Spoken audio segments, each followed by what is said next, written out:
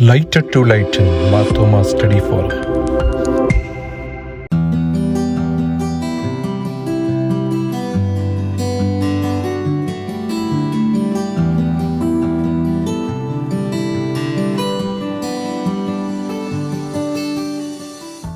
Good evening all. കർത്താവിൽ പ്രിയരെ, light to lighten Marthoma study ഫോറത്തിന്റെ 288ാമത് ലൈവ് വെബിനാർ ഇപ്പോൾ ഇവിടെ സമാരംഭിക്കുകയാണ്. നമ്മളെ വെബിനാർ ആരംഭിക്കുന്നത് പാട്ടുപാടി പ്രാർത്ഥിച്ചുകൊണ്ടാണ്. ഇന്ന് നമ്മളെ പാട്ടുപാടി പ്രാർത്ഥിക്കുവാനായി ക്ഷണിച്ചിരിക്കുന്നത് ബഹുമാനപ്പെട്ട ജോയ് സിയോനിൽ സാറിനെയാണ്. അദ്ദേഹം അടൂർ ഭദ്രാസനത്തിൽ ചൂരക്കോട് സെന്റ് മാത്യൂസ് വളരെ ആക്റ്റീവ് മെമ്പറാണ്. മുൻ ഭദ്രാസന കൗൺസിൽ അംഗമാണ്. അതുപോലെ ഇപ്പോൾ ഭദ്രാസന അസംബ്ലി മെമ്പർ. അദ്ദേഹത്തിന്റെ ഇടവകയിൽ വളരെ ആക്റ്റീവായിട്ട് പ്രവർത്തിക്കുന്ന വ്യക്തിയാണ്. സെക്രട്ടറി ആയിട്ടും ഇടവ മിഷന്റെ സെന്റർ കോർഡിനേറ്റർ ആയിട്ടും ഒക്കെ അദ്ദേഹം പ്രവർത്തിച്ചിട്ടുള്ള വ്യക്തിയാണ്. കൂടാതെ ബൈബിൾ സൊസൈറ്റി ഓഫ് ഇന്ത്യയുടെ അടൂർ ബ്രാഞ്ചിന്റെ ട്രഷററായിട്ട് കഴിഞ്ഞ 7 വർഷം പ്രവർത്തിച്ചുകൊണ്ടിരിക്കുകയാണ്. സോഷ്യൽ മീഡിയയിൽ വളരെ ആക്റ്റീവാണ്. നമ്മുടെ വെബിനാറിൽ നിരന്തരം എല്ലാ പ്രോഗ്രാമിലും പങ്കെടുക്കുന്ന വ്യക്തിയാണ്. ഇപ്പോൾ ബഹുമാനപ്പെട്ട ജോയ് സിയോനിൽ സാറിനെ പാട്ടുപാടി പ്രാർത്ഥിക്കുവാനായിട്ട് ക്ഷണിച്ചുകൊള്ളുന്നു. Praise the Lord. എല്ലാവർക്കും നമസ്കാരം. ഞാനൊരു കൊച്ചു പാട്ടുപാടി പ്രാർത്ഥിക്കാനായിട്ട് ആഹ്വാനപ്രകാരം ആരംഭിക്കുന്നു. എല്ലാവരും പ്രാർത്ഥനയോടെ ആയിരിക്കണമെന്ന് പ്രത്യേകമായിട്ട് അഭ്യർത്ഥിക്കുന്നു. സ്തോത്രം. ആരാധ്യൻ യേശുപര എന്നുള്ള ആരാധന, കർത്താവിനെ ആരാധിച്ചുകൊണ്ടുള്ള പാട്ടിന്റെ ചെറിയ ഇരടികൾ പാടട്ടെ. സ്തോത്രം. ആരാധ്യൻ യേശുപര വണങ്ങുന്നു ഞാൻ പ്രിയനേ, തേജസ്സേഴും അങ്ങേ മുഖമൻ ഹൃദയത്തിനാനന്ദമേ. ആരാധ്യൻ യേശുപര വണങ്ങുന്നു ഞാൻ പ്രിയനേ, തേജസ്സേഴും അങ്ങേ മുഖമൻ ഹൃദയത്തിനാനന്ദമേ. അങ്ങേ കൈകൾ എൻ കണ്ണീർ തുടയ്ക്കുന്നതറിയുന്നു ഞാൻ. അങ്ങേ കൈകൾ എൻ കണ്ണീർ തുടയ്ക്കുന്നതറിയുന്നു ഞാൻ. ആരാധ്യൻ യേശുപര വണങ്ങുന്നു ഞങ്ങൾ പ്രിയരേ, തേജസ്സേഴും അങ്ങേ മുഖമൻ ഹൃദയത്തിനാനന്ദമേ. മാധുര്യമാം അങ്ങേ മൊഴികൾ തണുപ്പിക്കുന്നൻ ഹൃദയം. മാധുര്യമാം അങ്ങേ മൊഴികൾ തണുപ്പിക്കുന്നൻ ഹൃദയം. ആരാധ്യൻ യേശുപര വണങ്ങുന്നു ഞാൻ പ്രിയനേ, തേജസ്സേഴും അങ്ങേ മുഖമൻ ഹൃദയത്തിനാനന്ദമേ. അങ്ങേ സന്നിധിയിൽ വസിച്ചോട്ടെ അങ്ങേ പാദങ്ങൾ ചുംബിച്ചോട്ടെ. അങ്ങേ സന്നിധിയിൽ വസിച്ചോട്ടെ. അങ്ങേ പാദങ്ങൾ ചുംബിച്ചോട്ടെ. ആരാധ്യൻ യേശുപരാ, വണങ്ങുന്നു ഞാൻ പ്രിയനേ. തേജസ്സേഴും അങ്ങേ മുഖമൻ ഹൃദയത്തിനാനന്ദമേ. ആമേൻ. തേജസ്സേഴും അങ്ങേ മുഖമൻ ഹൃദയത്തിനാനന്ദമേ.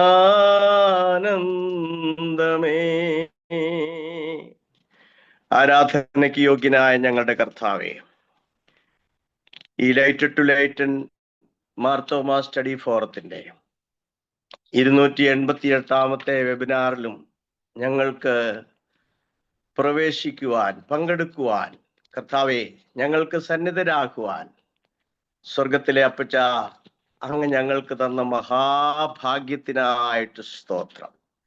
അങ്ങയുടെ സന്നിധിയിൽ ഒന്ന് പാടുവാൻ കർത്താവെ ഈ ഗ്രൂപ്പിലുള്ള ഞങ്ങളെല്ലാവരെയും സഹായിച്ചതിനായിട്ട് സ്തോത്രം. ഇന്ന് നടക്കുന്ന വെബിനാറിനായി ഞങ്ങൾ പ്രാർത്ഥിക്കുന്നു. കർത്താവെ ഇന്നത്തെ എല്ലാ വേലകളിലും, കർത്താവെ ഇന്നത്തെ എല്ലാ പ്രഭാഷണങ്ങളിലും അവിടുത്തെ സാന്നിധ്യം കൂടെ ഇരുന്ന് ഞങ്ങളെ അനുഗ്രഹിക്കണം, ഞങ്ങളെ സഹായിക്കണം, ഞങ്ങളോട് കൂടെ ഇരിക്കണം, ഞങ്ങളെ വഴി നടത്തണം എന്ന് ഞങ്ങൾ അങ്ങയോട് പ്രാർത്ഥിക്കുന്നു. അൻപുള്ള യേശുവേ, ഇന്ന് കർത്താവേ ഇതിന് ചുക്കാൻ പിടിക്കുന്ന, കർത്താവേ ഇതിന്റെ പിന്നിൽ നിശബ്ദമായി പ്രവർത്തിക്കുന്ന അനേകരുണ്ട്. കർത്താവെ അവരെ എല്ലാം ഓർത്ത് പ്രാർത്ഥിക്കുന്നു. അവരുടെ കുടുംബങ്ങളെ ഓർത്ത് ഞങ്ങൾ പ്രാർത്ഥിക്കുന്നു.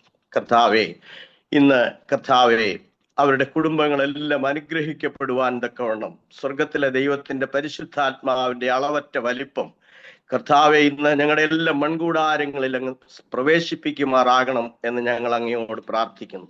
മുഖ്യ സന്ദേശം നൽകുന്ന പ്രൊഫസർ കർത്താവെ മാത്യു കോച്ച് സാറിനായി, കർത്താവെ എല്ലാ ചുമതലക്കാർക്കായും ഞങ്ങൾ അങ്ങയോട് പ്രാർത്ഥിക്കുന്നു. ആദ്യവസാനം അങ്ങയുടെ സാന്നിധ്യം കൂടെ ഇരുന്നാട്ട് ഞങ്ങൾ ചോദിച്ചതിലും ഞങ്ങൾ നനച്ചതിലും അത്യന്തം പരമായ കൃപകളാൽ, അനുഗ്രഹങ്ങളാൽ, അറിവലാൽ ഞങ്ങളെ സഹായിക്കണമെന്ന് ക്രിസ്തുയേശുവിന്റെ ധന്യവും മഹനീയവുമായ നാമത്തിൽ പ്രാർത്ഥിക്കുന്നു. ദയ തോന്നി കേൾക്കണം പിതാവേ. ആമേൻ, ആമേൻ, ആമേൻ. ഹല്ലേലൂയ. വളരെ മനോഹരമായ ഒരു ഗാനവും അർത്ഥപൂർണമായ ഒരു പ്രാർത്ഥനയും നടത്തിയ ജോയി സി യുവനിൽ സാറിനോടുള്ള നന്ദിയും സ്നേഹവും ആദ്യമേ അറിയിക്കട്ടെ. കർത്താവിൽ പ്രിയരെ, light to light Marthoma study ഫോറത്തിന്റെ 288 ലൈവ് വെബിനാറിലേക്ക് ഏവരെയും സ്വാഗതം ചെയ്തുകൊള്ളുന്നു. ഇന്ന് നമ്മൾ മോഡറേറ്ററായിട്ട് നമ്മൾ ക്ഷണിച്ചിരിക്കുന്ന ബഹുമാനപ്പെട്ട രാജു അഞ്ചേരി അച്ഛനെയാണ്. അച്ഛൻ നമ്മുടെ കൂടെയുള്ള ആളാണ്, അതുകൊണ്ടൊരു ആമുഖത്തിന്റെ ആവശ്യമില്ല. എന്നാലും പുതിയതായിട്ട് ഉള്ള ആരെങ്കിലും ഉണ്ടെങ്കിൽ വേണ്ടി 1-2 വാക്കുകൾ പറയാം. അച്ഛൻ ശരിക്കും പറഞ്ഞാൽ ഇന്ന് അച്ഛൻ കോട്ടയത്ത് ഒരു പ്രോഗ്രാമിന് പോയിരിക്കുമായിരുന്നു. ഇന്ന് ബുദ്ധിമുട്ടാണെന്ന് പറഞ്ഞാലും നമ്മുടെ സ്നേഹപൂർവ്വമുള്ള നിർബന്ധത്തിനാല് സമ്മതിക്കുമായിരുന്നു ഇന്ന് പങ്കെടുക്കാനായിട്ട്. ഇപ്പം എനിക്ക് തോന്നുന്ന കോട്ടയത്ത് നിന്ന് വന്നതേ ഉള്ളൂ എന്ന് ഞാൻ കരുതുന്നു. പിന്നെ അച്ഛനെ സംബന്ധിച്ച് പറഞ്ഞാൽ light to light Marthoma study forum 2020 July മാസം 25-ാം തീയതി ആരംഭിച്ച ആദ്യ മീറ്റിംഗിൽ തന്നെ അച്ഛനായിരുന്നു നമ്മുടെ മോഡറേറ്റർ. പിന്നെ അനവധി തവണ മോഡറേറ്റർ ആയിട്ട് ഇരുന്നിട്ടുണ്ട്. എല്ലാ തവണയും അച്ഛൻ ആരോഗ്യം അനുവദിക്കുന്നെങ്കിലോ മറ്റ് വലിയ അത്യാവശ്യങ്ങളൊന്നുമില്ല.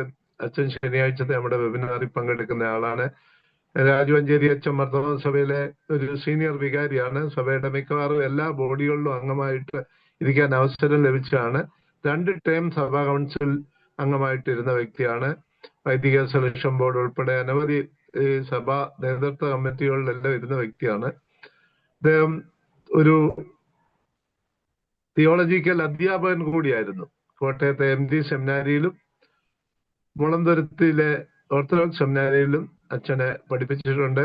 അതുപോലെ തന്നെ അച്ഛൻ വളരെയധികം പുരോഗമന ചിന്താഗതിക്കാരനാണ്. മാർത്തോമാ സഭയിലെ മുമ്പേ വിറക്കുന്ന പക്ഷികളിൽ ഒരാളായിരുന്നു. തീർച്ചയായിട്ടും ഇപ്പോഴും ആ ഒരു ആവേശത്തോടു കൂടി അച്ഛൻ പ്രവർത്തിക്കുന്നു. ഇന്നത്തെ ഈ വെബിനാറിന്റെ മോഡറേറ്റർ ആകുവാനായിട്ട് അച്ഛനെ ഞാൻ ബഹുമാനപുരസരം ക്ഷണിച്ചുകൊള്ളുന്നു. ഇനിയുള്ള ചുമതല അച്ഛൻ വഹിച്ചുകൊള്ളുന്നതായിരിക്കും. പ്രിയ വിൽസൺ, ഇന്നത്തെ മുഖ്യ പ്രഭാഷണം നടത്തുന്ന പ്രൊഫസർ ഡോക്ടർ മാത്യു കോശി, നമ്മുടെ 288ാമത് വെബിനാറിൽ പങ്കെടുക്കുന്ന എല്ലാ സഹോദരി സഹോദരന്മാരും പ്രിയ അച്ഛന്മാരും, ഇന്ന് വളരെ സമകാലീനമായിരിക്കുന്ന ഒരു വിഷയമാണ് മാത്യു കോശി സാർ നമ്മളുമായിട്ട് പങ്കിടാൻ ആഗ്രഹിക്കുന്നത്. കാലാവസ്ഥാ നീതിയും സഭയുടെ ദൗത്യവും. പ്രകൃതി, കാലാവസ്ഥ, ഇതിനോടൊക്കെ ഒരു ക്രിസ്തീയ പ്രതിബദ്ധതയോ ക്രിസ്തീയ ദൗത്യമോ ഉണ്ടോ എന്ന് സംശയിക്കുന്ന അനേകം ആളുകൾ ലോകത്തിലുണ്ട്. ഞാനും എൻ്റെ ദൈവവും സ്വർഗവും എന്നും മാത്രം ചിന്തിക്കുന്ന ഒരു ആത്മീയതയുടെ ഉള്ളിൽ നിന്നുകൊണ്ട് ഇങ്ങനെയുള്ള കാര്യങ്ങളൊക്കെ നിഷേധിക്കുന്നവരെ ധാരാളമായിട്ട് നമുക്ക് കാണുവാൻ കഴിയും.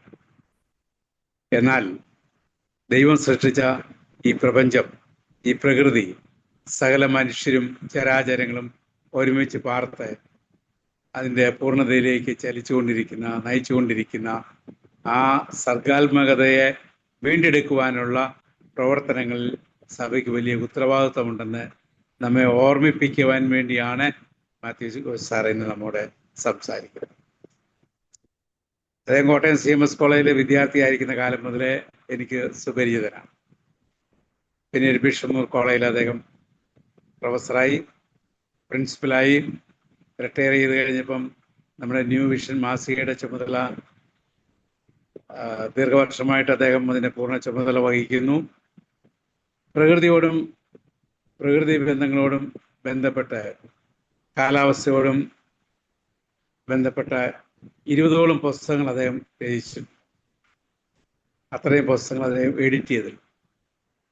CSI സിനഡിൻ്റെ എക്കോളജിക്കൽ കമ്മീഷൻ്റെ മോഡറേറ്ററും അതിൻ്റെ ഒരു അധ്യാപകനും ഈ സൗത്ത് ഇന്ത്യയിലെ എല്ലാ സ്റ്റേറ്റുകളിലുള്ള CSI സഭകളിലെ ഒരു ക്ലാസ് എടുക്കുന്ന മോട്ടിവേറ്ററുമായിരുന്നു.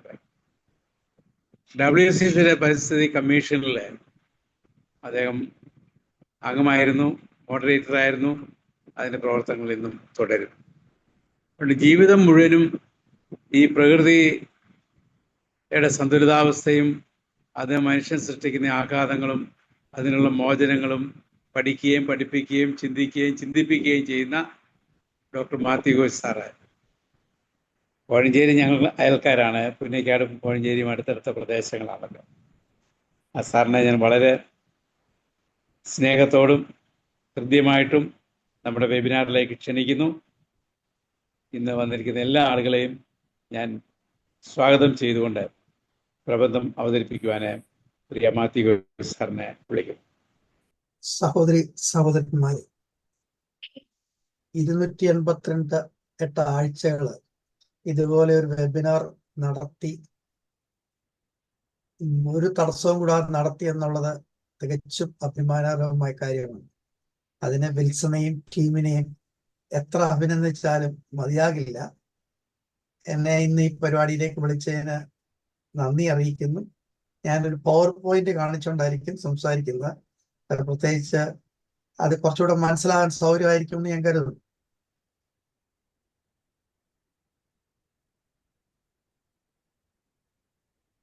കാണാവോ? ഇത് കാണാം? ഓക്കെ. അപ്പൊ ഇന്ന് ഞാൻ പറയുന്ന വിഷയം കാലാവസ്ഥ നീതിയും മിഷൻ ഓഫ് ദി ചർച്ച് എന്നുള്ളതാണ്. ഞാൻ ഒത്തിരി സ്ലൈഡ് പ്രിപ്പയർ ചെയ്തിട്ടുണ്ട്. അത് 45 മിനിറ്റിനുള്ളിൽ തീർക്കണമെന്ന് പറഞ്ഞുകൊണ്ട് ഞാൻ അതനുസരിച്ചാണ് ക്രമീകരിച്ചിരിക്കുന്നത്.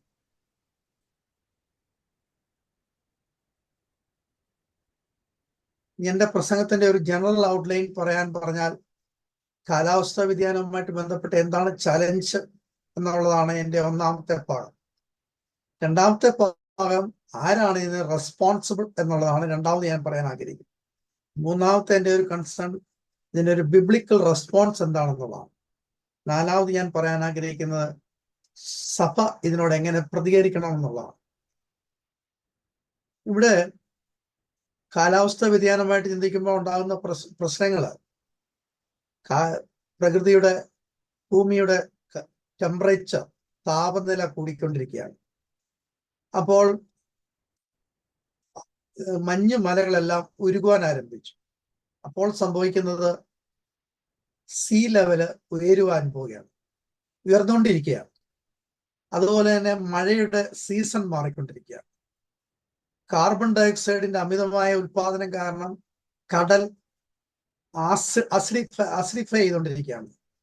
കടൽ അസിഡിഫൈ ചെയ്യുന്ന നിമിത്തം കടൽ ജീവികൾ പലതും അപ്രത്യക്ഷമാകുകയാണ്.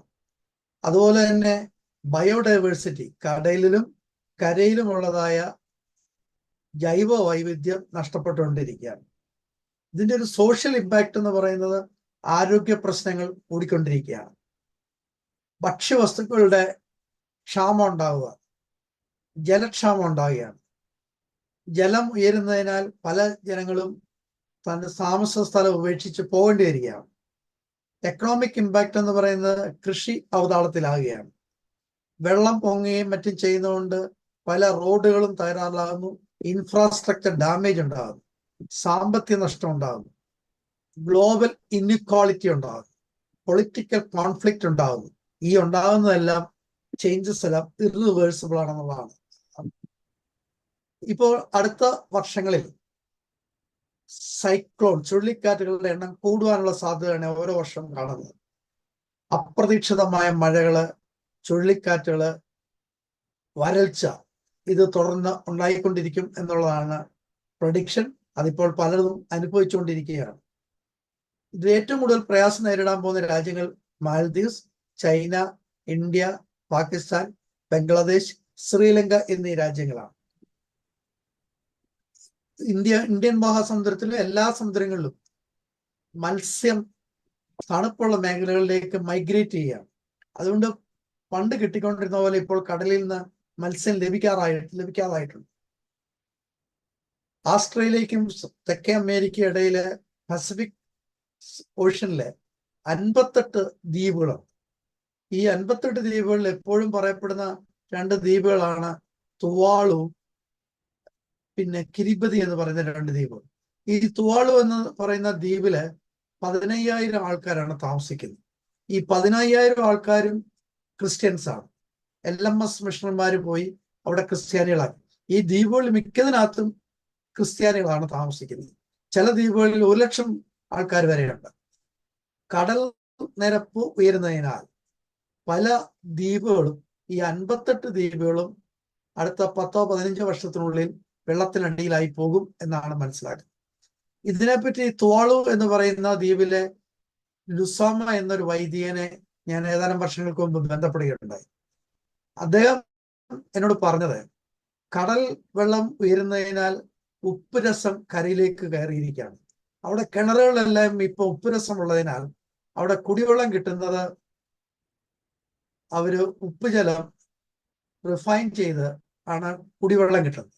ഈ കുടിവെള്ളം കിട്ടണമെങ്കിൽ ദിവസം 20 ലിറ്റർ വെള്ളം റേഷൻ കടയിൽ നിന്ന് കിട്ടുന്ന, നമ്മൾ വാങ്ങിക്കുന്ന പോലെ സർക്കാർ അവർക്ക് ഒരു വീടിന് കൊടുക്കും. അപ്പോൾ ഒരു കുടുംബം 20 ലിറ്റർ വെള്ളം കൊണ്ടാണ് തുവാളുവിൽ കഴിയുന്നത്. കഴിഞ്ഞ മാസം തുവാളുവിന്റെ ഒരു മന്ത്രി തിരുവനന്തപുരത്ത് വന്നിരുന്നു. അപ്പം ന്യൂ വിഷന് വേണ്ടി ഷിബു കിട്ടി അവിടെ പോയി ഇന്റർവ്യൂ ചെയ്യുകയും ചെയ്തു. അപ്പോൾ ഈ തുവാളു എന്ന് പറയുന്നത് ദ്വീപ് വളരെ ദുരന്തത്തിലേക്ക് നീങ്ങിക്കൊണ്ടിരിക്കുകയാണ്. അതുകൊണ്ട് ഈ 58 ദ്വീപുകളും വളരെ പ്രതിസന്ധിയെ നേരിടുകയാണ്. അതിനോട് ഇവയെ അറിയപ്പെടുന്നത് സ്മോൾ ഐലൻഡ് സ്റ്റേറ്റ്സ് എന്നാണ് 58 ദ്വീപുകളെ അറിയപ്പെടുന്നത്. ഇതാണ് കിരിബതിയുടെ കഥ. എനിക്ക് ലഭിച്ച കത്താണിത്. അപ്പോൾ what is the reason for ഈ ക്ലൈമറ്റ് ചേഞ്ചിന്റെ അടിസ്ഥാന കാരണം എന്താണ്? ഗ്ലോബൽ വാർമിംഗ് ആണ്, ആഗോളതാപനമാണ്. അപ്പോൾ ആഗോളതാപനത്തിന് കാരണക്കാരാണ്. ആഗോളതാപനത്തിന് കാരണം ഹരിതഗ്രഹവാതകങ്ങളാണ്. Carbon dioxide, methane, nitrous oxide തുടങ്ങിയവയാണ്. അപ്പോൾ ഒരു ചോദ്യം ചോദിക്കാം, ഈ വാതകങ്ങളാണോ വില്ലന്മാര്? അപ്പൊ ഈ വാതകങ്ങളെ ഇല്ല എങ്കിൽ പ്രശ്നമില്ല. പക്ഷേ ഈ വാതകങ്ങൾ മനുഷ്യന് ആവശ്യമുള്ള വാതകങ്ങളാണ്. കാരണം ഈ വാതകങ്ങൾ ഉണ്ടെങ്കിൽ മാത്രമേ ഭൂമിയുടെ ചൂട് നിലനിൽക്കത്തുള്ളൂ. നമ്മുടെ ഭൂമിയിൽ ചൂട് കിട്ടുന്നത് ഈ വാതകങ്ങളുള്ളതാണ്. പിന്നെ എവിടെയാണ് പ്രശ്നം? ഈ ഗ്യാസസ് 200 വർഷങ്ങൾക്ക് മുമ്പ് 280 പാർട്സ് പെർ മില്യൺ ആയിരുന്നു. ഇന്ന് ഈ വാതകങ്ങൾ കാർബൺ ഡയോക്സൈഡിന്റെ അളവ് 425 പാർട്സ് പെർ മില്യൺ. അപ്പോൾ അത് എങ്ങനെയാണ് ഉണ്ടായെന്ന് ചോദിച്ചു കഴിഞ്ഞാൽ ഇൻഡസ്ട്രിയൽ റവല്യൂഷനാണ് കാരണം ഫോസിൽ ഫ്യൂവലും എന്ന് പറഞ്ഞാൽ കോളും പെട്രോളിയം ഉൽപ്പന്നങ്ങളും കത്തിച്ചാണ് ഊർജമുണ്ടായത്. വികസിത രാജ്യങ്ങൾ പെട്രോളിയം ഉൽപ്പന്നങ്ങൾ കത്തിച്ച് കാർബൺ ഡയോക്സൈഡ് പുറത്തേക്ക് വിട്ടു. അപ്പോൾ വികസിത രാജ്യങ്ങൾ ഊർജത്തിന് വേണ്ടി പെട്രോളിയം ഉൽപ്പന്നങ്ങളും കോൾ മുതൽ പോലുള്ളതായ വസ്തുക്കളും കത്തിച്ചപ്പോൾ പുറത്തു വന്ന കാർബൺ ഡയോക്സൈഡ് നിമിത്തമാണ് ഈ 425-440 parts per million carbon dioxide അന്തരീക്ഷത്തിൽ വന്നു. അപ്പൊ അടുത്തൊരു ചോദ്യം, ഈ കാർബൺ ഡയോക്സൈഡ് മാത്രമാണ് എന്തുകൊണ്ടാണ് പറയുന്നത് എന്നുള്ളത്. അപ്പൊ കാർബൺ ഡയോക്സൈഡ് ഉണ്ട്, മീഥേൻ ഉണ്ട്, നൈട്രസ് ഓക്സൈഡ് ഉണ്ട്, ഫ്ലൂറിനേറ്റഡ് ഗ്യാസസ് ഉണ്ട്.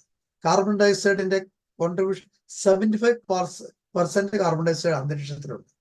പക്ഷേ 17% മീഥേനുണ്ട്. Nitrous oxide 6%, fluorinated gases 2%. അപ്പൊ ഇതിന്റെ ഗ്ലോബൽ വാർമിങ്ങിന്റെ പൊട്ടൻസി നോക്കിയാൽ കാർബൺ ഡയോക്സൈഡിന്റെ പൊട്ടൻസി ഒന്നാണെങ്കിൽ മീഥേന്റെ പൊട്ടൻസി അതിന്റെ 34 ഇരട്ടിയാണ്. നൈട്രസ് ഓക്സൈഡിന്റെ പൊട്ടൻസി 298 ഇരട്ടിയാണ്.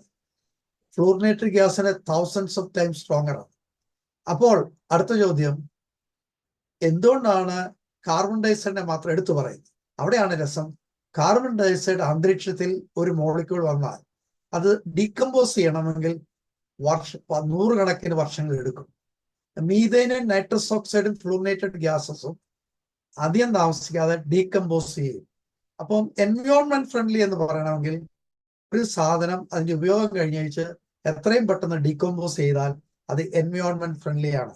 മീഥേൻ ഒന്നും അധിക കാലത്ത് അന്തരീക്ഷത്തിൽ നിലനിൽക്കത്തില്ല, സ്വയം വിഘടിച്ചു പോകും. പക്ഷെ കാർബൺ ഡയോക്സൈഡിന്റെ കേസിൽ അങ്ങനെയല്ല.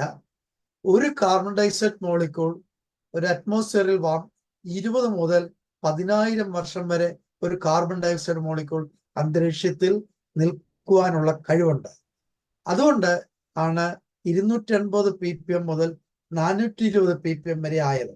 അപ്പോൾ കാർബൺ ഡയോക്സൈഡിന്റെ അളവ് കൂടുമ്പോൾ അന്തരീക്ഷത്തിൽ മാറ്റങ്ങൾ ഉണ്ടാകും, കാലാവസ്ഥ ചേഞ്ചസ് ഉണ്ടാകും, ചുഴലിക്കാറ്റുകൾ കൂടും, പല അപകടങ്ങളിലേക്ക് നീങ്ങും.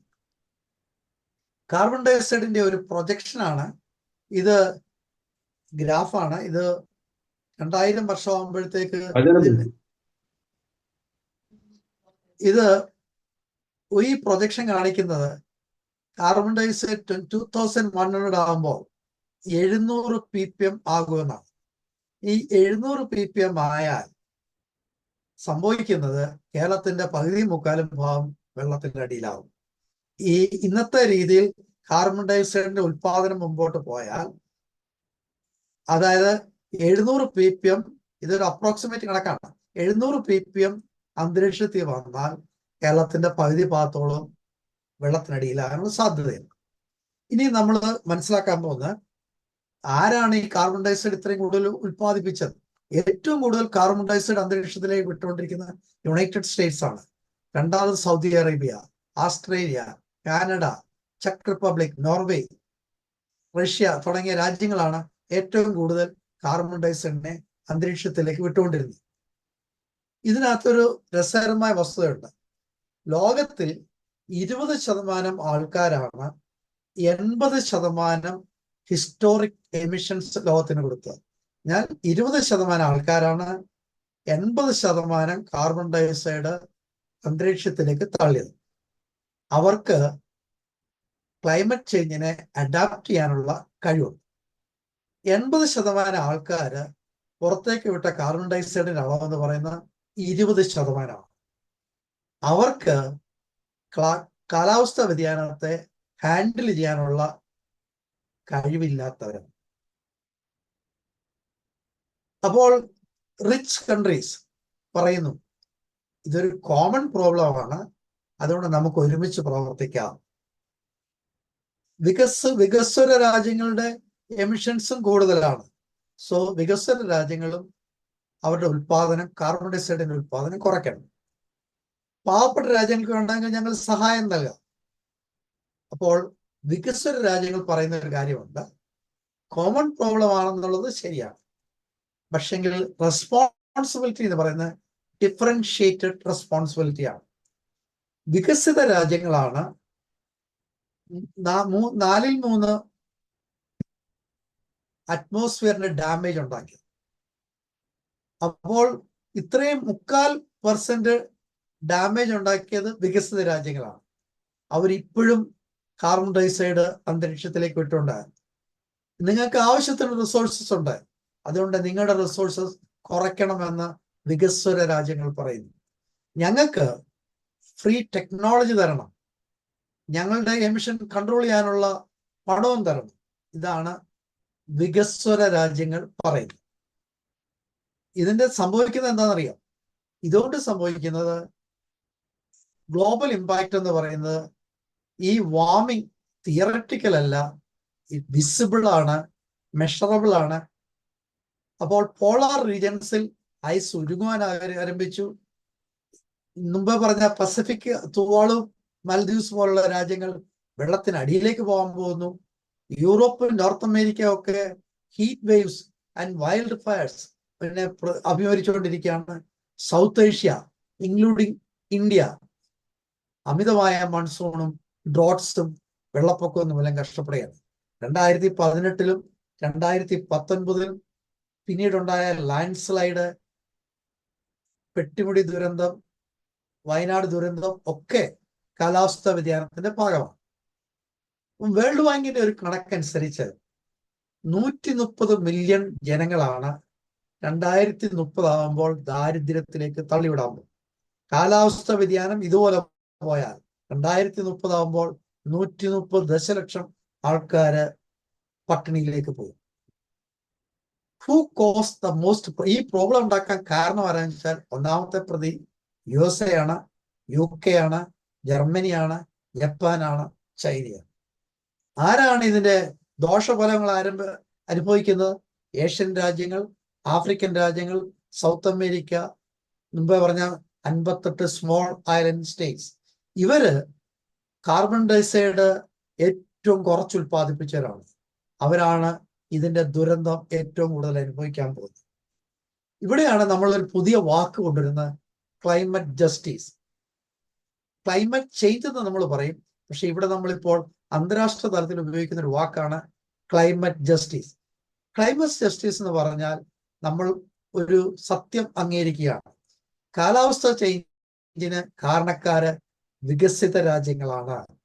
അതിന്റെ ദുരന്തം അനുഭവിക്കുന്നത് വികസ്വര രാജ്യങ്ങളാണ്.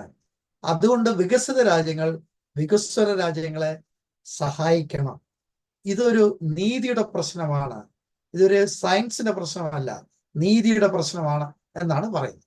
ഇത് ഞാൻ സ്കൂളുകളിലൊക്കെ എടുക്കുമ്പോൾ വിശദീകരിക്കാനായിട്ട് പറയുന്ന ഒരു ചെറിയ ഉദാഹരണം. അത് സ്കൂൾ വിദ്യാർത്ഥികൾക്ക് വേണ്ടി പറയുന്നതാണ്. ഞാൻ 1 കിലോ കേക്ക് മേടിച്ച് എൻ്റെ വീട്ടിൽ വെച്ചിരിക്കുക. ഞങ്ങൾ 10 പേര് ആ കേക്ക് വീതിച്ചെടുക്കണം. 10 പേര് വീതിച്ചെടുക്കണമെങ്കിൽ ഒരാൾക്ക് 100 ഗ്രാം കേക്ക് കിട്ടും. അപ്പോൾ 8 പേര് പുറത്തേക്ക് പോയി ഒരു 1/2 മണിക്കൂർ കഴിഞ്ഞ് വരാമെന്ന് പറഞ്ഞിട്ട് അവർ പോവുകയാണ്. അപ്പോൾ ഈ 2 പേര് വീട്ടിലിരിക്കുന്നവർ എന്ത് ചെയ്യുന്നറിയാം? ഈ 500 ഗ്രാം കേക്ക് കഴിച്ചങ്ങ് തീർത്തു. ഈ 8 പേരും തിരിച്ചു വന്നപ്പോൾ അവര് പറയുന്നു, 2 പേര് പറയുന്നു, ഞങ്ങൾ വിശന്നു, ഞങ്ങൾ കഴിച്ചു, ഇനി 500 ഗ്രാം കേക്ക് ഇവിടെ ഉണ്ട്, നമുക്കിത് ഈക്വലായിട്ട് ഡിവൈഡ് ചെയ്യാം എന്ന് പറഞ്ഞാൽ പിന്നീട് 50 ഗ്രാം കേക്ക് ഒരാൾക്ക് കിട്ടത്തുള്ളൂ. അപ്പോൾ പുറത്ത് ഒഴിച്ച് തിരിച്ചു വന്ന 8 പേര് പറഞ്ഞു, ഇതിനാണ് അനീതി എന്ന് പറയുന്നത്. നീതി എന്ന് പറയുന്നത്, ഇപ്പോൾ നമ്മൾ 50 ഗ്രാം എടുത്തു, ഞങ്ങൾക്ക് നഷ്ടപ്പെട്ടതായ 50 ഗ്രാം നിങ്ങൾ ക്രമേണ തിരിച്ചു തരണം. ഇതാണ് ക്ലൈമറ്റ് ജസ്റ്റിസ് മനസ്സിലാക്കാനുള്ള ചെറിയൊരു ഉദാഹരണം. അപ്പോൾ ഇത് മനസ്സിലാക്കിയത് ഐക്യരാഷ്ട്രസഭ 1992 റിയോ എർത്ത് സമ്മിറ്റിൽ അവര് പറഞ്ഞു സംഗതിയൊക്കെ വളരെ ഗുരുതരമായ അവസ്ഥയിലേക്കാണ് പോകുന്നത്. ഇങ്ങനെ പോയാൽ പല രാജ്യങ്ങളും വെള്ളത്തിനടിയിലായി പോകും. അങ്ങനെ വെള്ളത്തിനടിയിൽ പോകുന്ന രാജ്യങ്ങളുടെ ഒന്ന് ബംഗ്ലാദേശാണ്. ബംഗ്ലാദേശ് പൂർണ്ണമായിട്ടും വെള്ളത്തിനടിയിലായി പോകും. അപ്പോൾ ബംഗ്ലാദേശിലുള്ള ആൾക്കാരെല്ലാം മൈഗ്രേറ്റ് ചെയ്യുന്നത് ഇന്ത്യയിലേക്കാണ്. അങ്ങനെ പോകുന്നവരെ പറ്റി പറയുന്ന പേരാണ് എൻവയോൺമെന്റൽ റെഫ്യൂജീസ്. നെതർലൻഡ്സ് വെള്ളത്തിലാവും. അപ്പോൾ അവരും പുറത്തോട്ട് മറ്റു രാജ്യങ്ങളിലേക്ക് മൈഗ്രേറ്റ് ചെയ്യും. അവിടെ എൻവയോൺമെന്റൽ റെഫ്യൂജീസിന്റെ എണ്ണം കൂടുകയാണ്. അപ്പൊ ഇതിനെ ടാക്കിൾ ചെയ്യണമെന്ന് ഐക്യരാഷ്ട്രസഭ തീരുമാനിച്ചു. എങ്ങനെയാണ് ടാക്കിൾ ചെയ്യുന്നത്? ഓരോ രാജ്യങ്ങളും അവരുടെ പ്രതിനിധികൾ ഓരോ വർഷം കൂടി ഓരോ വർഷവും ഓരോ രാജ്യങ്ങളും ഇതിനെ എങ്ങനെയാണ് ടാക്കിൾ ചെയ്യുന്നതെന്ന് പ്രഖ്യാപിക്കും. അതിന് അവരൊരു സംഘടന രൂപീകരിച്ചു. കോൺഫറൻസ് ഓഫ് പാർട്ടീസ് എന്ന് പറയും. എല്ലാ രാജ്യങ്ങളുടെയും പ്രതിനിധികൾ ഒരിടത്ത് കൂടിയിരുന്നിട്ട് അവർക്ക് എങ്ങനെ കുറയ്ക്കാൻ സാധിക്കുമെന്നുള്ളതിന് തീരുമാനമെടുക്കുന്നതിന് പറയുന്ന പേരാണ് കോൺഫറൻസ് ഓഫ് പാർട്ടീസ്. 1995 ഒന്നാമത്തെ കോൺഫറൻസ് ഓഫ് പാർട്ടീസ് നടന്നു. ഈ കോൺഫറൻസ് ഓഫ് പാർട്ടീസ് എന്നുള്ളതിന് ചുരുക്കപ്പേരാണ് COP. അങ്ങനെ 198 രാജ്യങ്ങൾ എല്ലാ വർഷവും ഏതെങ്കിലും രാജ്യത്തു കൂടി ഇതിനെ ഈ ടെമ്പറേച്ചർ കൂടാതിരിക്കാൻ എന്ത് ചെയ്യണമെന്നുള്ളതിനെ കുറിച്ച് ആലോചിക്കും. അപ്പോൾ COP21 എന്നുള്ളതാണ് ഇതിൽ ഏറ്റവും പ്രധാനപ്പെട്ടത്. പാരീസിൽ 2015 നടന്ന സമ്മേളനമാണ് COP21. അതിന് ഞാനും പങ്കെടുത്തിരുന്നു. അപ്പോൾ അന്നുണ്ടായ തീരുമാനം നമ്മുടെ ടെമ്പറേച്ചർ 1.5 ഡിഗ്രി സെൽഷ്യസ് നിർത്തണം. ഭൂമിയുടെ ടെമ്പറേച്ചർ യാതൊരു കാരണവശാലും 2 ഡിഗ്രി സെൽഷ്യസിൽ പോകരുത്. അതുകൊണ്ട് ഇതിന് എല്ലാ രാജ്യങ്ങളും എന്തെങ്കിലും നടപടികൾ എടുക്കണം. അപ്പോൾ ലോക രാജ്യങ്ങളോട് പറഞ്ഞു, ചില രാജ്യങ്ങൾ പറഞ്ഞു ഞങ്ങൾ 2030 പെട്രോളിയം ഉൽപ്പന്നങ്ങളും കൽക്കരി ഉൽപ്പന്നങ്ങളും പൂർണ്ണമായിട്ട് നിർത്തും. ചില രാജ്യങ്ങൾ പറഞ്ഞു ഞങ്ങൾ 2050 പെട്രോളിയം ഉൽപ്പന്നങ്ങളുടെ ഉപയോഗം കൽക്കരിയുടെ ഉപയോഗം നിർത്തും. പക്ഷെ ഇത് പൂർണ്ണമായിട്ട് നടപ്പിലാക്കാൻ ഇന്ത്യ പോലുള്ള രാജ്യങ്ങൾക്ക് പ്രയാസമുണ്ട്. ഇന്ത്യയിൽ എല്ലാ സ്ഥലങ്ങളിലും വൈദ്യുതി ഇപ്പോഴും വന്നിട്ടില്ല. കൽക്കരിയാണ് ഉപയോഗിക്കുന്നത്. കൽക്കരി ഉപയോഗം നിർത്തിക്കഴിഞ്ഞാൽ രാജ്യത്ത് വൈദ്യുതി ഉൽപാദനം നിൽക്കും. അതുകൊണ്ട് പല രാജ്യങ്ങൾക്ക് ഈ പ്രശ്നം ഉള്ളതുകൊണ്ട് COP എന്ന് പറയുന്നത് ഒരു പരാജയമായി വന്നിരിക്കുകയാണ്. ഇപ്പൊ 2 ഡിഗ്രി സെൽഷ്യസ് ഉയർന്നാൽ ഇന്ത്യയുടെ പല ഭാഗങ്ങളും വെള്ളത്തിനടിയിലായി പോകും. ഈ പടം അതാണ് കാണിക്കുന്നത്. അപ്പോൾ COP അഗ്രിമെന്റ്സ് മുന്നേറാതിരിക്കുന്നതിന് കാരണം എല്ലാ രാജ്യങ്ങളും പറയുന്നു ഞങ്ങൾക്ക് എക്കണോമിക് ഗ്രോത്ത് ആണ് വേണ്ടത്. പക്ഷേ എക്കണോമിക് ഗ്രോത്ത് വേണ്ടി വരുമ്പോൾ സമ്പന്നരായ ആൾക്കാർ എപ്പോഴും ഈ എക്കണോമിക് ഗ്രോത്തിൽ അതിന്റെ ഗുണം കിട്ടും. പക്ഷെ പാവപ്പെട്ട ആൾക്കാര്, വീക്കർ സെക്ഷൻ ഓഫ് ദ സൊസൈറ്റിക്ക് ഇതിന്റെ ഗുണം കിട്ടത്തില്ല എന്നുള്ളത് മാത്രമല്ല, അവര് കാലാവസ്ഥ വ്യതിയാനത്തിന്റെ ദുരന്തങ്ങൾ അനുഭവിക്കാനും ഇടയാകും. അപ്പം പല രാജ്യങ്ങളും പെട്രോളിയം ഉൽപ്പന്നങ്ങളെ മാത്രമാണ് ഡിപ്പെൻഡ് ചെയ്യുന്നത്. അവർക്ക് നിലനിൽക്കാനായിട്ട് പ്രയാസം വരുന്നു. ഇവിടെയാണ് വികസിത രാജ്യങ്ങൾക്ക് ഒരു വർഷം 1.3 ട്രില്യൺ പെർ ഇയർ കൊടുക്കണം എന്ന് COP30 ബ്രസീലിൽ നടന്നപ്പോൾ ആവശ്യപ്പെട്ടു. അത് നടന്നില്ല. ആ ചർച്ച ഇപ്പോഴും നടന്നുകൊണ്ടിരിക്കുകയാണ്. ഇവിടെയാണ് ഒരു പുതിയ വാക്കിന് വീണ്ടും പ്രവേശനം വരുന്നത്, കാർബൺ എക്കണോമി. അപ്പൊ ഇന്ന് ലോകരാഷ്ട്രങ്ങൾ ഫോളോ ചെയ്യുന്നത് കാർബൺ എക്കണോമി എന്ന് പറഞ്ഞാൽ എല്ലാ രാജ്യങ്ങളും പെട്രോളിയം ഉൽപ്പന്നങ്ങളെയും നാച്ചുറൽ ഗ്യാസിനെയും കോളിനെയും ഡിപ്പെൻഡ് ചെയ്തുകൊണ്ടാണ് അവരുടെ സമ്പദ്ഘടന കെട്ടിപ്പടുത്തിരിക്കുന്നത്. അപ്പം ഈ കോളിനും ഓയിലിനും നാച്ചുറൽ ഗ്യാസിനുള്ള പ്രത്യേകത എന്ന് പറയുന്നത് ഇത് കാർബൺ ചെയിനാണ്. കാർബൺ ആറ്റത്തിന്റെ നീണ്ട ചെയിനാണ് കോൾ, ഓയിൽ, നാച്ചുറൽ ഗ്യാസ്. അപ്പോൾ ഇത് മുറിക്കുമ്പോൾ, ഇത് ചെയിൻ പൊട്ടുമ്പോൾ കാർബൺ ഡയോക്സൈഡ് പുറത്തേക്ക് വരും, ഒപ്പം ഊർജവും പുറത്തേക്ക് വരും, എനർജിയും പുറത്തേക്ക് വരും. അപ്പൊ എല്ലാ രാജ്യങ്ങളും നിലനിൽക്കുന്നത് കോൾ, ഓയിൽ, നാച്ചുറൽ ഗ്യാസിനെ ഡിപ്പെൻഡ് ചെയ്താണ്. അതുകൊണ്ട് ആ സമ്പദ്ഘടനയ്ക്ക് പറയുന്ന പേരാണ് കാർബൺ എക്കണോമി. അപ്പോൾ ഈ കാർബൺ എക്കണോമി നിർത്തണം, അല്ലെങ്കിൽ ഈ കാർബൺ എക്കണോമിയിൽ നിന്ന് മാറിയാൽ മാത്രമേ ലോകം രക്ഷപ്പെടൂ എന്നാണ് ലോകത്തിലെ വിദഗ്ധ ശാസ്ത്രജ്ഞന്മാർ പറയുന്നത്. അപ്പോൾ ഒരു പ്രശ്നമുണ്ട്, കാർബൺ എക്കണോമി മാറുമ്പോൾ തൊഴിൽ പലരുടെയും നഷ്ടപ്പെടും.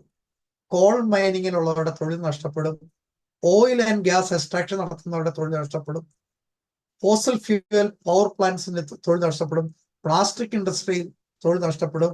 ഡിറ്റർജൻസ് ഉണ്ടാക്കുന്നവരിൽ തൊഴിൽ നഷ്ടപ്പെടും.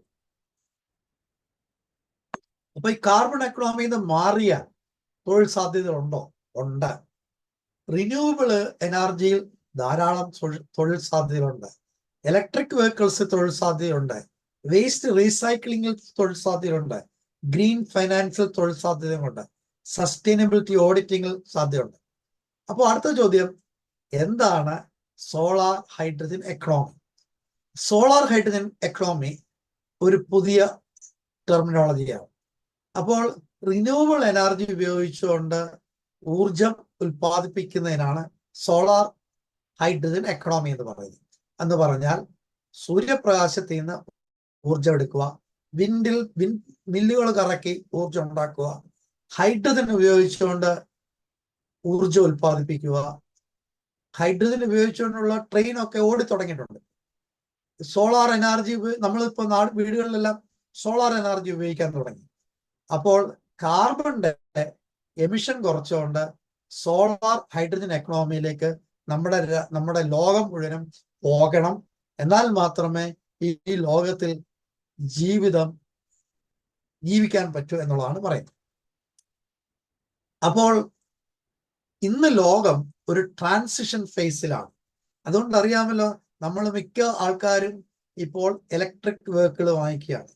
കാരണം പെട്രോളിയം ഉൽപ്പന്നം ഉപയോഗിക്കുന്നതിന് പകരം ഇലക്ട്രിക് വെഹിക്കിളിലേക്ക് മാറിക്കൊണ്ട് എല്ലാ ട്രെയിനുകളും ഇങ്ങനെ മാറിക്കൊണ്ടിരിക്കും. എല്ലാ ട്രാൻസ്പോർട്ട് വണ്ടികളും ഇപ്പോൾ സൂര്യപ്രകാശത്തിലേക്ക് മാറിക്കൊണ്ടിരിക്കുകയാണ്. ഹൈഡ്രജൻ വാഹനങ്ങൾ വന്നുകൊണ്ട് അപ്പോൾ ആഗോളതലത്തിൽ ഇന്നൊരു ട്രാൻസിഷൻ സ്റ്റേറ്റിലാണ്. കാർബൺ എക്കണോമിയിൽ നിന്ന് സോളാർ ഹൈഡ്രജൻ എക്കണോമിയിലേക്ക് ലോകം മാറിക്കൊണ്ടിരിക്കുകയാണ്. അപ്പോൾ ഒരു വളരെ പ്രധാനപ്പെട്ട പ്രശ്നം നമ്മുടെ വിദ്യാർത്ഥികൾ ഇത് അറിഞ്ഞിരിക്കണം. അത് വിദ്യാർത്ഥികൾ അറിയണം. ഇനിയും തൊഴിലെടുക്കണമെങ്കിൽ പെട്രോളിയം ഉൽപ്പന്നങ്ങളുമായിട്ട് ബന്ധപ്പെട്ട ഏത് തൊഴിൽ സ്വീകരിച്ചാലും അടുത്ത 10-15 വർഷത്തിനുള്ളിൽ അവർ തൊഴിൽ രഹിതരാകും. അപ്പം ജോബ് മാർക്കറ്റിനെ കുറിച്ച് നമ്മുടെ വിദ്യാർത്ഥികൾക്ക് അറിവുണ്ടായിരിക്കണം. അപ്പോൾ സോളാർ ഹൈഡ്രജൻ എക്കണോമിയിൽ എന്തൊക്കെയാണ് തൊഴിലെന്നുള്ളത് നമ്മുടെ വിദ്യാർത്ഥികൾ മനസ്സിലാക്കണം. ഇന്ന് ലോകത്തിൽ ഏറ്റവും കൂടുതൽ ഡിമാൻഡ് വരുന്നത് ബൈസൈക്കിളിനാണ്. നിങ്ങൾ ജർമ്മനി പോയാൽ ബൈസൈക്കിളിന് പ്രത്യേക ലെയിനാണ്. അപ്പോൾ ഈ കാർ പിടിച്ച് ഒരിടത്ത് പോകുന്നതിനേക്കാളും എളുപ്പം ബൈസൈക്കിളിൽ നമുക്ക് ചെല്ലാൻ സാധിക്കും. അതുകൊണ്ട് ആഗോളതലത്തിൽ സൈക്കിളിന് ഇന്ന് വളരെ ഡിമാൻഡാണ്. ഇത് പറഞ്ഞു മനസ്സിലാക്കാൻ ഞാൻ ഒരു കഥ പറയാം. ഞാൻ 2025 സ്റ്റാൻഫോർഡ് യൂണിവേഴ്സിറ്റി, കാലിഫോർണിയയിലെ സ്റ്റാൻഫോർഡ് യൂണിവേഴ്സിറ്റിയിൽ പോയി. അപ്പൊ ഞങ്ങളുടെ കാറ് പാർക്ക് ചെയ്യാനായിട്ട് അവിടെ സ്ഥലം നോക്കിയിട്ട് ഒരിടത്ത് സ്ഥലം കിട്ടുന്നില്ല. കാരണം അവസാനം ഒരുത്തൻ കാർ എടുത്തപ്പോൾ അവിടെ പാർക്ക് ചെയ്തു. അവിടുത്തെ പാർക്കിംഗ് ഫീസ് ആണെങ്കിൽ വളരെ കൂടുതലാണ്. അവസാനം ഞങ്ങൾ നടന്നു ചെന്നപ്പോൾ 1000 ഏക്കറുള്ള ഈ യൂണിവേഴ്സിറ്റിയില് എല്ലാവരും പോകുന്നത് സൈക്കിളിൽ. അപ്പോൾ അവിടെ കാർ ഉപയോഗിച്ച് 1000-1500 ഏക്കർ പോകാൻ അനുവാദമില്ല. അവർക്ക് സൈക്കിൾ വേണം. എല്ലാവർക്കും സൈക്കിൾ സ്റ്റാൻഡ് ഉണ്ട്, സൈക്കിളുണ്ട്. സൈക്കിൾ ഉപയോഗിച്ചും ആണ് അധ്യാപകരും വിദ്യാർത്ഥികളും യാത്ര ചെയ്യുന്നത്. അത് കാർബൺ ന്യൂട്രൽ സ്പേസ് ആണ്. സീറോ കാർബൺ എമിഷൻ ആണ് സ്റ്റാൻഫോർഡ് യൂണിവേഴ്സിറ്റി. സ്റ്റാൻഫോർഡ് യൂണിവേഴ്സിറ്റി എന്ന് പറഞ്ഞാൽ നമ്മൾ ഉപയോഗിക്കുന്ന ജിമെയില്, യാഹു തുടങ്ങിയ സിലിക്കോൺ വാലിയുടെ സ്ഥാപകരാണ് സ്റ്റാൻഫോർഡ് യൂണിവേഴ്സിറ്റി. ജിമെയിൽ ഉത്ഭവിക്കുന്നത് അവിടുത്തെ ഒരു PhD തീസിസിൽ നിന്നാണ്. യാഹു സ്റ്റാർട്ട് ചെയ്തത് സ്റ്റാൻഫോർഡ് യൂണിവേഴ്സിറ്റി എന്നാണ്. അവിടുത്തെ യൂണിവേഴ്സിറ്റി എന്ന് പറയുന്നത് പ്രകൃതി ഭംഗി കൊണ്ട് നിറഞ്ഞ യൂണിവേഴ്സിറ്റിയാണ്. ഒരുപാട് കണ്ടുപിടുത്തങ്ങളാണ് അവിടെ നടന്നത്. 79 നോബൽ പ്രൈസ് വിന്നേഴ്സ് ആണ് അവിടെ ഉണ്ടായിരിക്കും. ഇതൊരു പ്രൈവറ്റ് യൂണിവേഴ്സിറ്റിയാണ്. ഒരു കോൺഗ്രിഗേഷണൽ മെമ്പർ സ്റ്റാർട്ട് ചെയ്ത ഒരു യൂണിവേഴ്സിറ്റിയാണ്. ഇന്ന് ലോകത്തിലെ ഏറ്റവും പ്രസിദ്ധമായ യൂണിവേഴ്സിറ്റിയാണ്. അവിടെ സൈക്കിളാണ് ഉപയോഗിക്കുന്നത്. ഇന്ന് ഏറ്റവും കൂടുതൽ മാർക്കറ്റ് ഉള്ളത് കാറ്റാടി മരങ്ങൾ, കാറ്റാടി ഇതിനാണ്. വിൻഡ് ഫാം, ഇലക്ട്രിസിറ്റി ഉപയോഗിക്കാനായിട്ട് കാറ്റിനെ ആ കൺസ്ട്രക്ഷൻ തൊഴിൽ സാധ്യതകൾ കൂടിക്കൊണ്ടിരിക്കുകയാണ്. ഹൈഡ്രജൻ ജനറേഷന് തൊഴിൽ സാധ്യതകൾ കൂടിക്കൊണ്ടിരിക്കുകയാണ്. അതുപോലെ തന്നെ ഇലക്ട്രിക് വാഹനങ്ങൾക്ക് ഫ്യൂവൽ സെൽ മാനുഫാക്ചറിങ്ങിന് തൊഴിൽ സാധ്യതകൾ കൂടിക്കൊണ്ടിരിക്കുകയാണ്. സോളാർ സെൽ മാനുഫാക്ചറിങ്ങിന് സാധ്യതകൾ ഉണ്ടായിരിക്കും. ഇതുവരെ ചൈനയിൽ നിന്നായിരുന്നു ഇന്ത്യയിൽ സോളാർ സെൽ വന്നുകൊണ്ടിരുന്നത്. ഇപ്പോൾ ഇന്ത്യയിൽ സോളാർ സെൽ മാനുഫാക്ചറിങ് ആരംഭിച്ചിരിക്കും. അപ്പോൾ അനവധി ആൾക്കാർക്ക് തൊഴിൽ കിട്ടുന്ന ഒരു മേഖലയാണ് സോളാർ സെൽ മാനുഫാക്ചറിങ്. ഇന്ന് ജർമ്മനിയിലും സ്വിറ്റ്സർലൻഡിലൊക്കെ പോയ റോഡിന്റെ അടുത്ത് കൊടുക്കുന്ന ലൈറ്റ് റെയിൽ കാണാൻ, ചെറിയ 4-5 കമ്പാർട്ട്മെന്റുള്ള ട്രെയിനിലേക്ക് ഓടുന്ന ട്രെയിൻ ഇന്ന് വളരെ പോപ്പുലർ ആയിക്കൊണ്ടിരിക്കുകയാണ്. തൊഴിൽ സാധ്യതയുള്ള മേഖലയാണ്. ഇന്ന് കാലാവസ്ഥ നിർണയം ചെയ്യുന്നതിനുള്ള ഇൻസ്ട്രുമെന്റ്സ് ഉണ്ടാക്കുന്നവർക്ക് വളരെ ഡിമാൻഡാണ്. ഇന്ത്യയിൽ മാത്രമേ ഉള്ളൂ നാളെ മഴ പെയ്യുമെന്ന് പറഞ്ഞാൽ റെഡ് അലർട്ട് പോയാൽ മഴ പെയ്യാതെ ഉള്ളൂ. പക്ഷേ മെറ്റീരിയോളജിസ്റ്റിന് ഇന്ന് വലിയ ഡിമാൻഡാണ്, തൊഴിൽ സാധ്യതയുള്ള മേഖലയാണ്. ഫോറസ്റ്റ് ഉണ്ടെങ്കിൽ മാത്രമേ ഇനി ലോകത്തിന് നിലനിൽക്കാനൊക്കത്തുള്ളൂ. നമ്മുടെ ഫോറസ്റ്റുകളെല്ലാം നശിച്ചുകൊണ്ടിരിക്കുകയാണ്. കാരണം ഫോറസ്റ്റ് നിലനിർത്തുന്നതാണ് ഈ ലോകത്തിൽ ജീവൻ നിലനിർത്താനൊക്കത്തുള്ളൂ. ഇന്ന് സംഭവിച്ചുകൊണ്ടിരിക്കുന്ന എല്ലാ പ്രശ്നത്തിനും കാരണം ഫോറസ്റ്റ് നശിപ്പിക്കുന്നതാണ്. കാരണം നിങ്ങൾ മൂന്നാറിൽ ചെന്ന് കഴിഞ്ഞാൽ മൂന്നാറിൽ കാട്ടിനകത്താണ് റിസോർട്ടുകൾ. വയനാട്ടിൽ ചെന്നാൽ കാട് നശിപ്പിച്ചിട്ടാണ് റിസോർട്ടുകൾ ഉണ്ടായിരിക്കുന്നത്.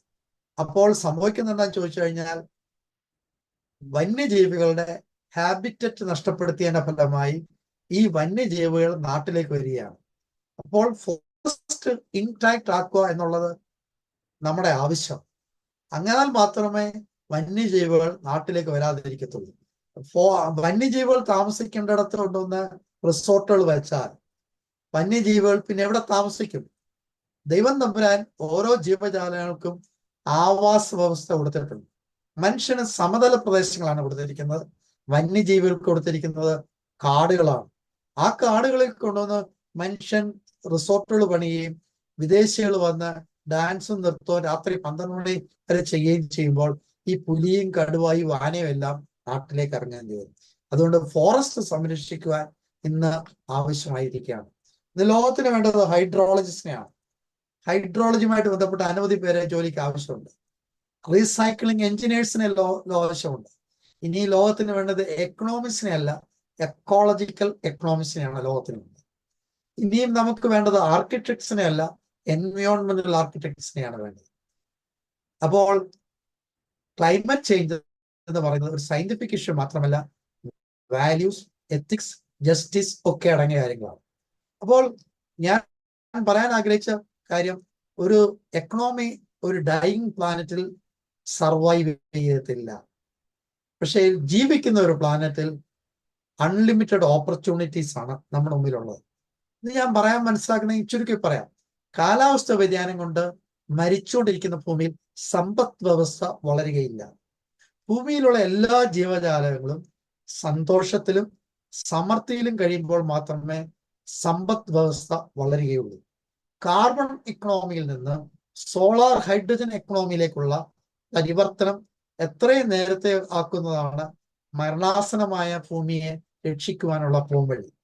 സാമ്പത്തിക ലാഭം മാത്രം മുന്നിൽ കണ്ടുകൊണ്ട് പ്രവർത്തിക്കുന്ന വികസിത രാജ്യങ്ങൾ ഈ തിരിച്ചറിവിലേക്ക് വരുവാൻ ബ്രസീലിൽ COP30 നടന്ന പോലെ ജനകീയ മുന്നേറ്റങ്ങൾ ശക്തമാകേണ്ടതുണ്ട്. സോളാർ ഹൈഡ്രജൻ സമ്പദ്ഘടനയിലേക്കുള്ള മാറ്റത്തിന് നമുക്ക് ഒത്തൊരുമിച്ച് ശബ്ദിക്കാം. ഇതിന്റെ മൂന്നാമത്തെ ഭാഗത്തിലേക്ക് വരാണ് വാട്ട് ദ ബൈബിൾ സേസ്. ഇവിടെയാണ് 1950 ശേഷം ക്രിയേഷൻ തിയോളജി എന്ന് പറഞ്ഞ ഒരു തിയോളജിയുടെ ശാഖ ശക്തി പ്രാപിക്കും. ഇവിടെ പറയാൻ ആഗ്രഹിക്കുന്നത്, ഇതിനു മുമ്പുള്ള ദൈവശാസ്ത്രങ്ങളിലെല്ലാം മരണത്തിന് ശേഷമുള്ള അവസരത്തെക്കുറിച്ച് പഠിക്കുകയും അതിനുവേണ്ടി ജനങ്ങളെ ഒരുക്കുകയും ചെയ്യുക എന്നൊരു തിയോളജിയാണ് ശക്തി പ്രാപിച്ചുകൊണ്ടിരുന്നത്.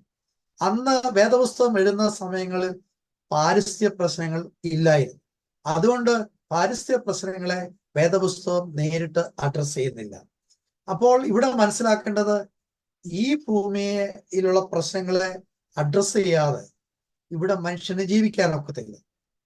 അപ്പോൾ ലിയർനാർഡോ ബോഫ്, മോൾട്ട്മാൻ തുടങ്ങിയ തോമസ് ബെറി തുടങ്ങിയ ദൈവശാസ്ത്രജ്ഞന്മാർ ഈ ലോകത്തിൽ എഫക്റ്റീവായിട്ട് ഒരു ജീവിക്കുന്നതിനെ കുറിച്ചുള്ള ദൈവശാസ്ത്രത്തെ കണ്ടെത്താൻ തുടങ്ങി.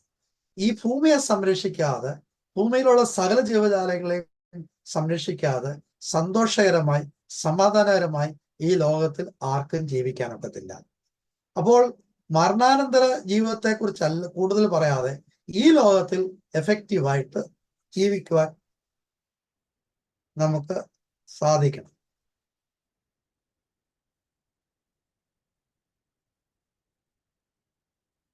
അപ്പോൾ വേദപുസ്തകം നിങ്ങൾ പോയി സർവ്വസൃഷ്ടികളോടും സുവിശേഷം അറിയിക്കാൻ പറയുന്നു. നമുക്ക് സുവിശേഷം അറിയിക്കുന്നതിൽ വെള്ളമില്ലാത്ത ഒരു രാജ്യത്ത് ആരോടാണ് സുവിശേഷം അറിയിക്കേണ്ടത്? വെള്ളമില്ല. ആസ് പെർ സയന്റിഫിക് പ്രൊഡിക്ഷൻ അനുസരിച്ച് 2070 ആകുമ്പോൾ ഒരു വ്യക്തിക്ക് 2 ഗ്ലാസ് വെള്ളം മാത്രമേ കിട്ടൂ എന്നാണ് പറയുന്നത്.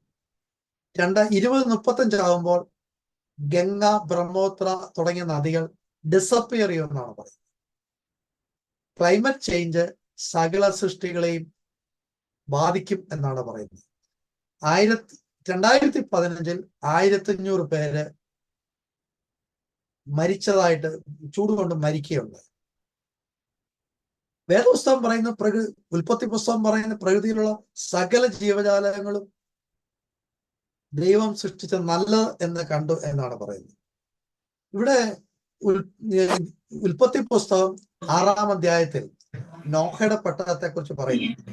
ഈ നോഹയുടെ പെട്ടകത്തിൽ മനുഷ്യനെ മാത്രമല്ല കയറ്റിയത്, പ്രകൃതിയിലുള്ള സകല ജീവജാലങ്ങളെയും കയറ്റിയെന്നാണ് മനസ്സിലായത്. അപ്പൊ അവിടെ ഞാനിപ്പോഴും പറയും നോഹ ഒരു ബയോഡൈവേഴ്സിറ്റിയുടെ ഒരു ആദ്യത്തെ ചെയർമാൻ ആയിരുന്നു എന്ന് പറയും. കാരണം പ്രകൃതിയിലുള്ള എല്ലാ ജീവജാലങ്ങളും സന്തോഷത്തോടും സമാധാനത്തോടും കഴിയുമ്പോൾ മാത്രമേ ഈ ഭൂമിയിൽ സന്തോഷവും സമാധാനം ഉണ്ടാകുകയുള്ളൂ. അതാണ് നോഹയുടെ പെട്ടകം നമുക്ക് നൽകുന്ന സന്ദേശം. അപ്പോൾ ജനസിസ് ഉൽപ്പത്തി പുസ്തകം 9-ാം അധ്യായത്തിൽ ദൈവം മനുഷ്യനോട് മാത്രമല്ല ഉടമ്പടി ചെയ്യുന്ന പ്രകൃതിയിലുള്ള സകല ജീവജാലങ്ങളോടും ഉടമ്പടി ചെയ്യുന്നു. അപ്പം ഞാൻ വേദപുസ്തകത്തിലെ കുറച്ച് വാക്യങ്ങൾ എടുക്കുന്നുള്ളൂ, സമയക്കുറവുണ്ട്, സമയം തീരാൻ പോകുന്നു. യോഹന്നാന്റെ സുവിശേഷം 3-ാം അധ്യായം 16-ാം വാക്യത്തിൽ ദൈവം തന്റെ ഏകജാതനായ പുത്രനെ ഈ ലോകത്തെ സ്നേഹിച്ചതുകൊണ്ട്, God so love the world he gave his son, only son. അത് ഈ ലോകത്തെ ദൈവം സ്നേഹിക്കുന്നു എന്നുള്ളതിനുള്ള റോമർ 8:19-21 വരെ പ്രകൃതിയിലുള്ള സകല സരാചരങ്ങളും വിമോചനത്തിനായി കാത്തിരിക്കുന്നു എന്നാണ് റോമർ 8:19-21.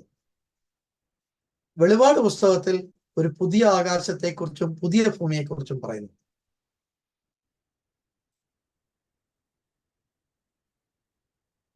ഈ 148-ാം സങ്കീർത്തനം വായിക്കുമ്പോൾ പ്രകൃതിയിലുള്ള എല്ലാ ജീവജാലങ്ങളും ദൈവത്തെ സ്തുതിക്കുന്നതായിട്ടാണ് നാം കാണുന്നത്. സ്കൈസ്, സ്പേസ്, അസ്ട്രോണറ്റ്സ്, ചിൽഡ്രൻ, പ്രകൃതിയിലുള്ള എല്ലാ ജീവജാലങ്ങളും ഇതിനകത്ത് പറയുന്നുണ്ട് ദൈവത്തെ സ്തുതിക്കുന്നതായിട്ട്. കാരണം വേദപുസ്തകം പ്രകൃതിയിലുള്ള എല്ലാ ജീവജാലങ്ങളെയും അഡ്രസ് ചെയ്യുന്നുണ്ട്. മനുഷ്യനെ മാത്രമല്ല അഡ്രസ് ചെയ്യുന്നത്, ഓഷ്യൻ, ലൈറ്റനിങ് എല്ലാം ദൈവത്തെ സ്തുതിക്കുന്നു. മൗണ്ടൻ സ്തുതിക്കുന്നു, കങ്കാരു സ്തുതിക്കുന്നു, പ്രകൃതിയിലുള്ള എല്ലാ ജീവജാലങ്ങളും ദൈവത്തെ സ്തുതിക്കുന്നു എന്നാണ് 148-ാം സങ്കീർത്തനം പറയുന്നത്.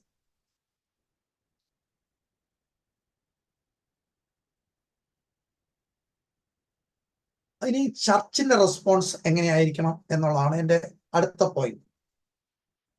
പാസ്റ്റർ എന്ന് പറഞ്ഞാൽ സാധാരണ മനസ്സിലാക്കിയിരിക്കുന്നത് ഒരു ദേശത്തെ അച്ഛൻ ആ ദേശത്തെ ആ സഭയിലുള്ള അംഗങ്ങളുടെ കാര്യം അന്വേഷിക്കുകയും അവരെ സഹായിക്കുകയും അവരെ ദൈവിക വഴിയിൽ നടത്തുകയും ചെയ്യുന്നതാണ് നമ്മൾ പാസ്റ്ററൽ മിനിസ്ട്രി എന്ന് പറയുന്നത്. പക്ഷെ ഇന്ന് പാസ്റ്ററൽ മിനിസ്ട്രി എന്ന് പറഞ്ഞാൽ ആ പ്രദേശത്തെ എല്ലാവരുടെയും, ജനങ്ങൾ മാത്രമല്ല, ആ ഭൂമിയുടെ, ആ വെള്ളത്തിന്റെ, അവിടുത്തെ ജൈവ വൈവിധ്യത്തിന്റെ പാസ്റ്ററൽ മിനിസ്ട്രിയാണ് ഉദ്ദേശിക്കുന്നത്. പ്രകൃതിയിൽ മനുഷ്യനെ മാത്രമല്ല, ആ പ്രദേശത്തുള്ള എല്ലാ കാര്യങ്ങളെയും, അവിടുത്തെ വെള്ളം മലിനമാകാതെ നോക്കണം, അവിടുത്തെ ചെടികളും മരങ്ങളും വളരുന്ന ഒരു പാസ്റ്ററൽ മിനിസ്ട്രിയെ കുറിച്ചാണ് പറയപ്പെടുന്നു. ഇത് അടുത്തിടെ ഒരു രസകരമായ ഒരു കഥ, ഞാനത് ഫേസ്ബുക്കിലൊക്കെ ചെയ്തതാണ്. ആ പാസ്റ്ററൽ മിനിസ്റ്ററുടെ ഭാഗമാണ് ആ ചെടികളെ കുറിച്ചും എല്ലാം പറഞ്ഞു കൊടുക്കുന്ന ഒരു വീഡിയോ ആണ് ഇത്. വേൾഡ് കൗൺസിൽ ഓഫ് ചർച്ചസിന്റെ വെബ്സൈറ്റിൽ വന്നതാണ്.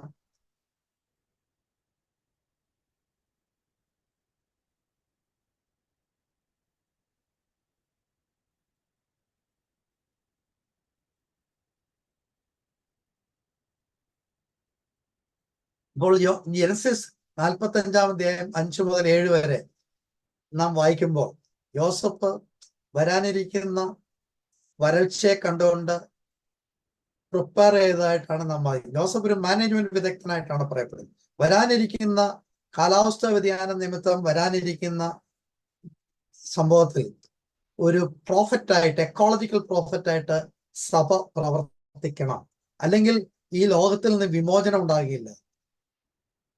പാവപ്പെട്ട ജനങ്ങൾ കൂടുതൽ കഷ്ടപ്പെടാതിരിക്കണമെങ്കിൽ പാസ്റ്ററൽ മിനിസ്ട്രിയിൽ കാലാവസ്ഥ വ്യതിയാനത്തെ മുൻകരുതൽ എടുക്കുവാൻ നമ്മൾ ശ്രദ്ധിക്കണം.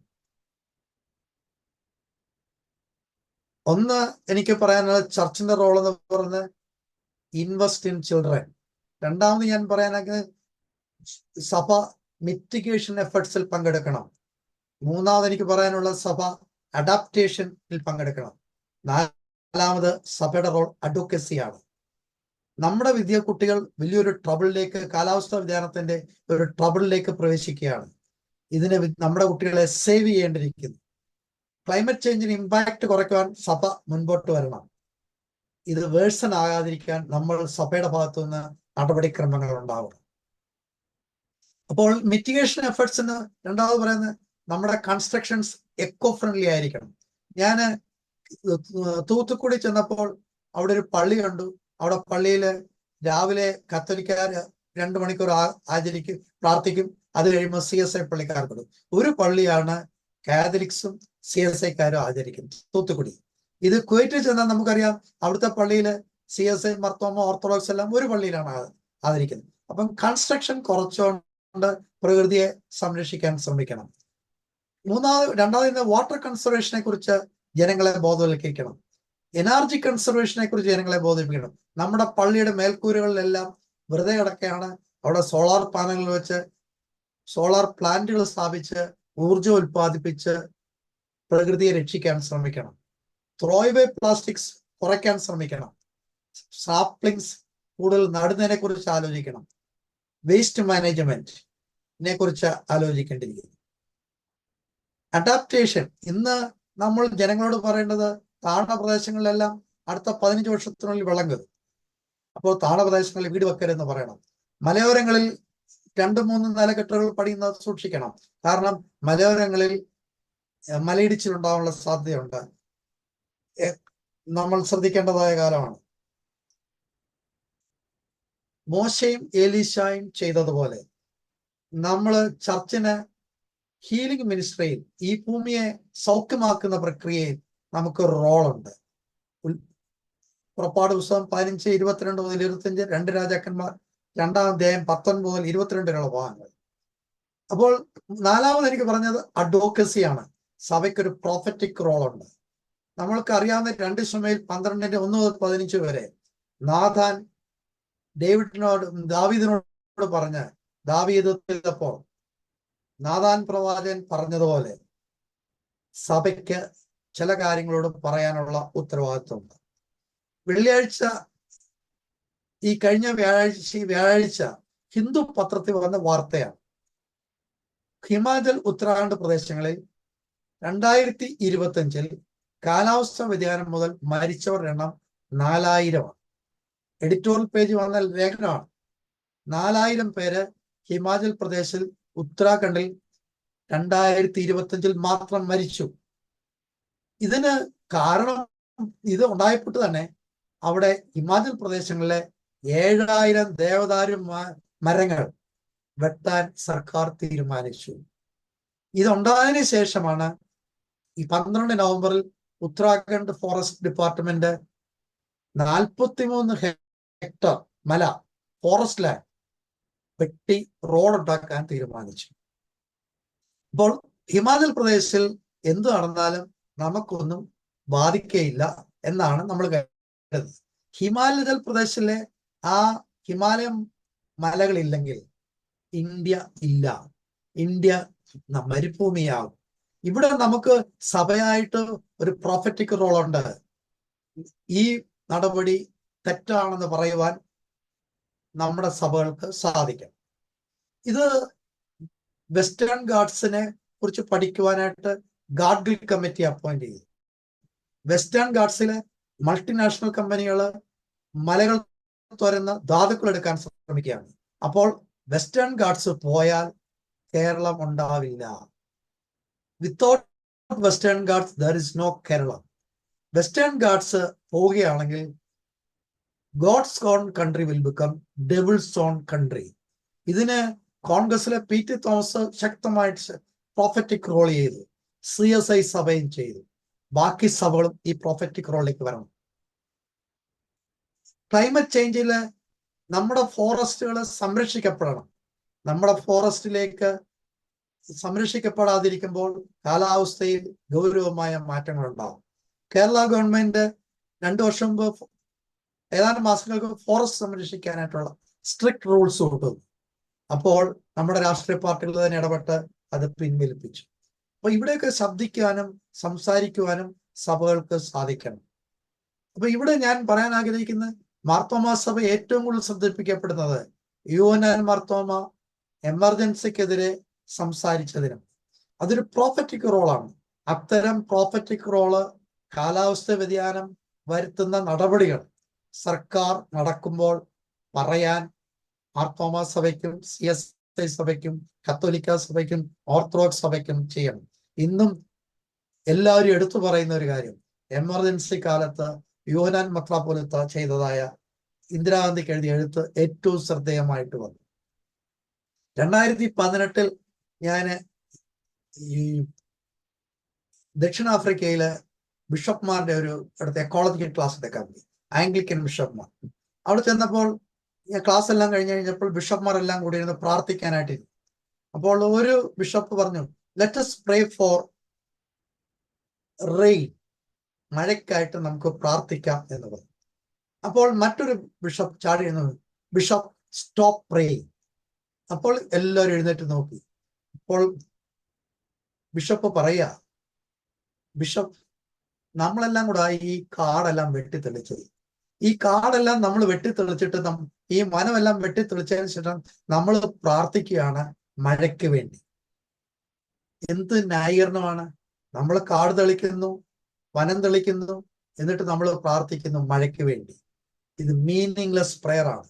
നമ്മൾ കാട് വെട്ടിത്തെളിക്കാതെ കാട് സംരക്ഷിച്ചുകൊണ്ട് വേണം പ്രാർത്ഥിക്കാൻ. നമ്മുടെ പ്രാർത്ഥന നമുക്ക് മീനിങ് ഫുൾ ആണ്.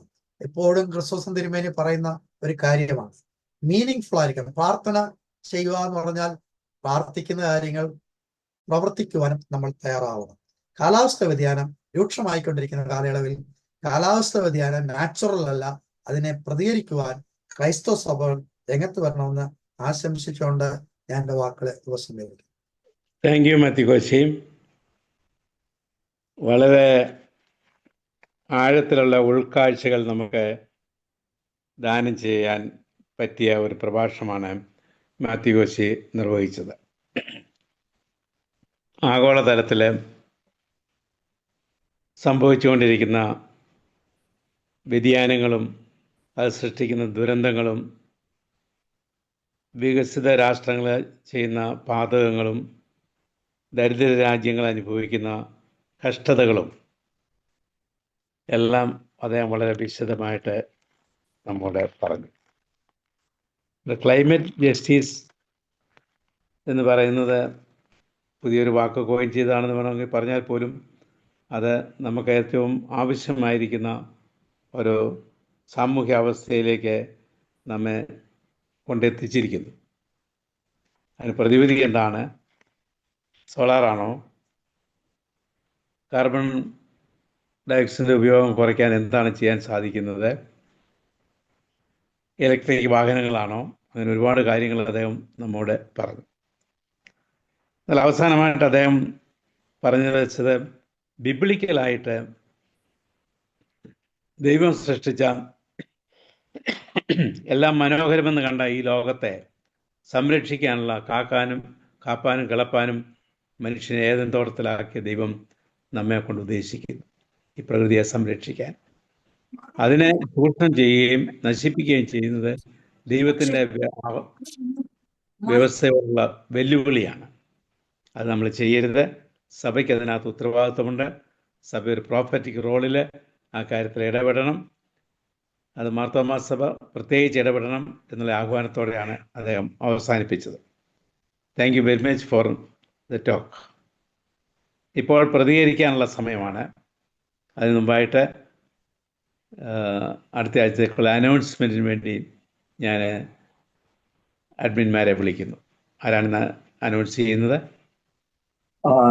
അടുത്ത ആഴ്ചത്തെ വെബിനാറിന്റെ അനൗൺസ്മെന്റ് നടത്താം. അടുത്ത വെബിനാർ 289 ലൈവ് വെബിനാർ ആണല്ലോ.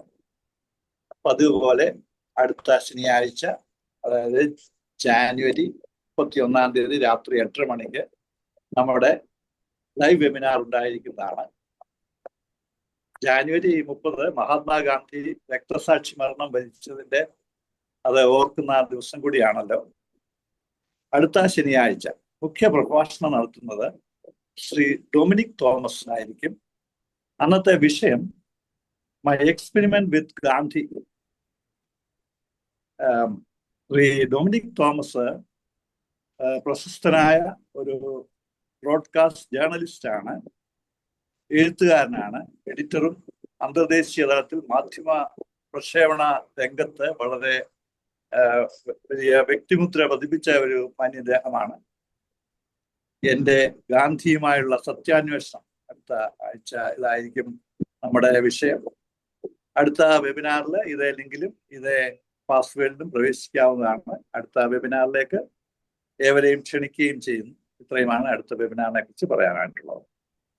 Thank you Jacob sir. ഇപ്പോൾ സിസ്റ്റത്തിൽ കൈ ഉയർത്തുന്ന ആളുകൾ അതനുസരിച്ച് പേരുകൾ വിൽസൺ പറയുന്നതായിരിക്കും. ഇപ്പോഴേ ബഹുമാനപ്പെട്ട പ്രൊഫസർ എ.ബി. ഇട്ടി സംസാരിക്കുന്നതായിരിക്കും.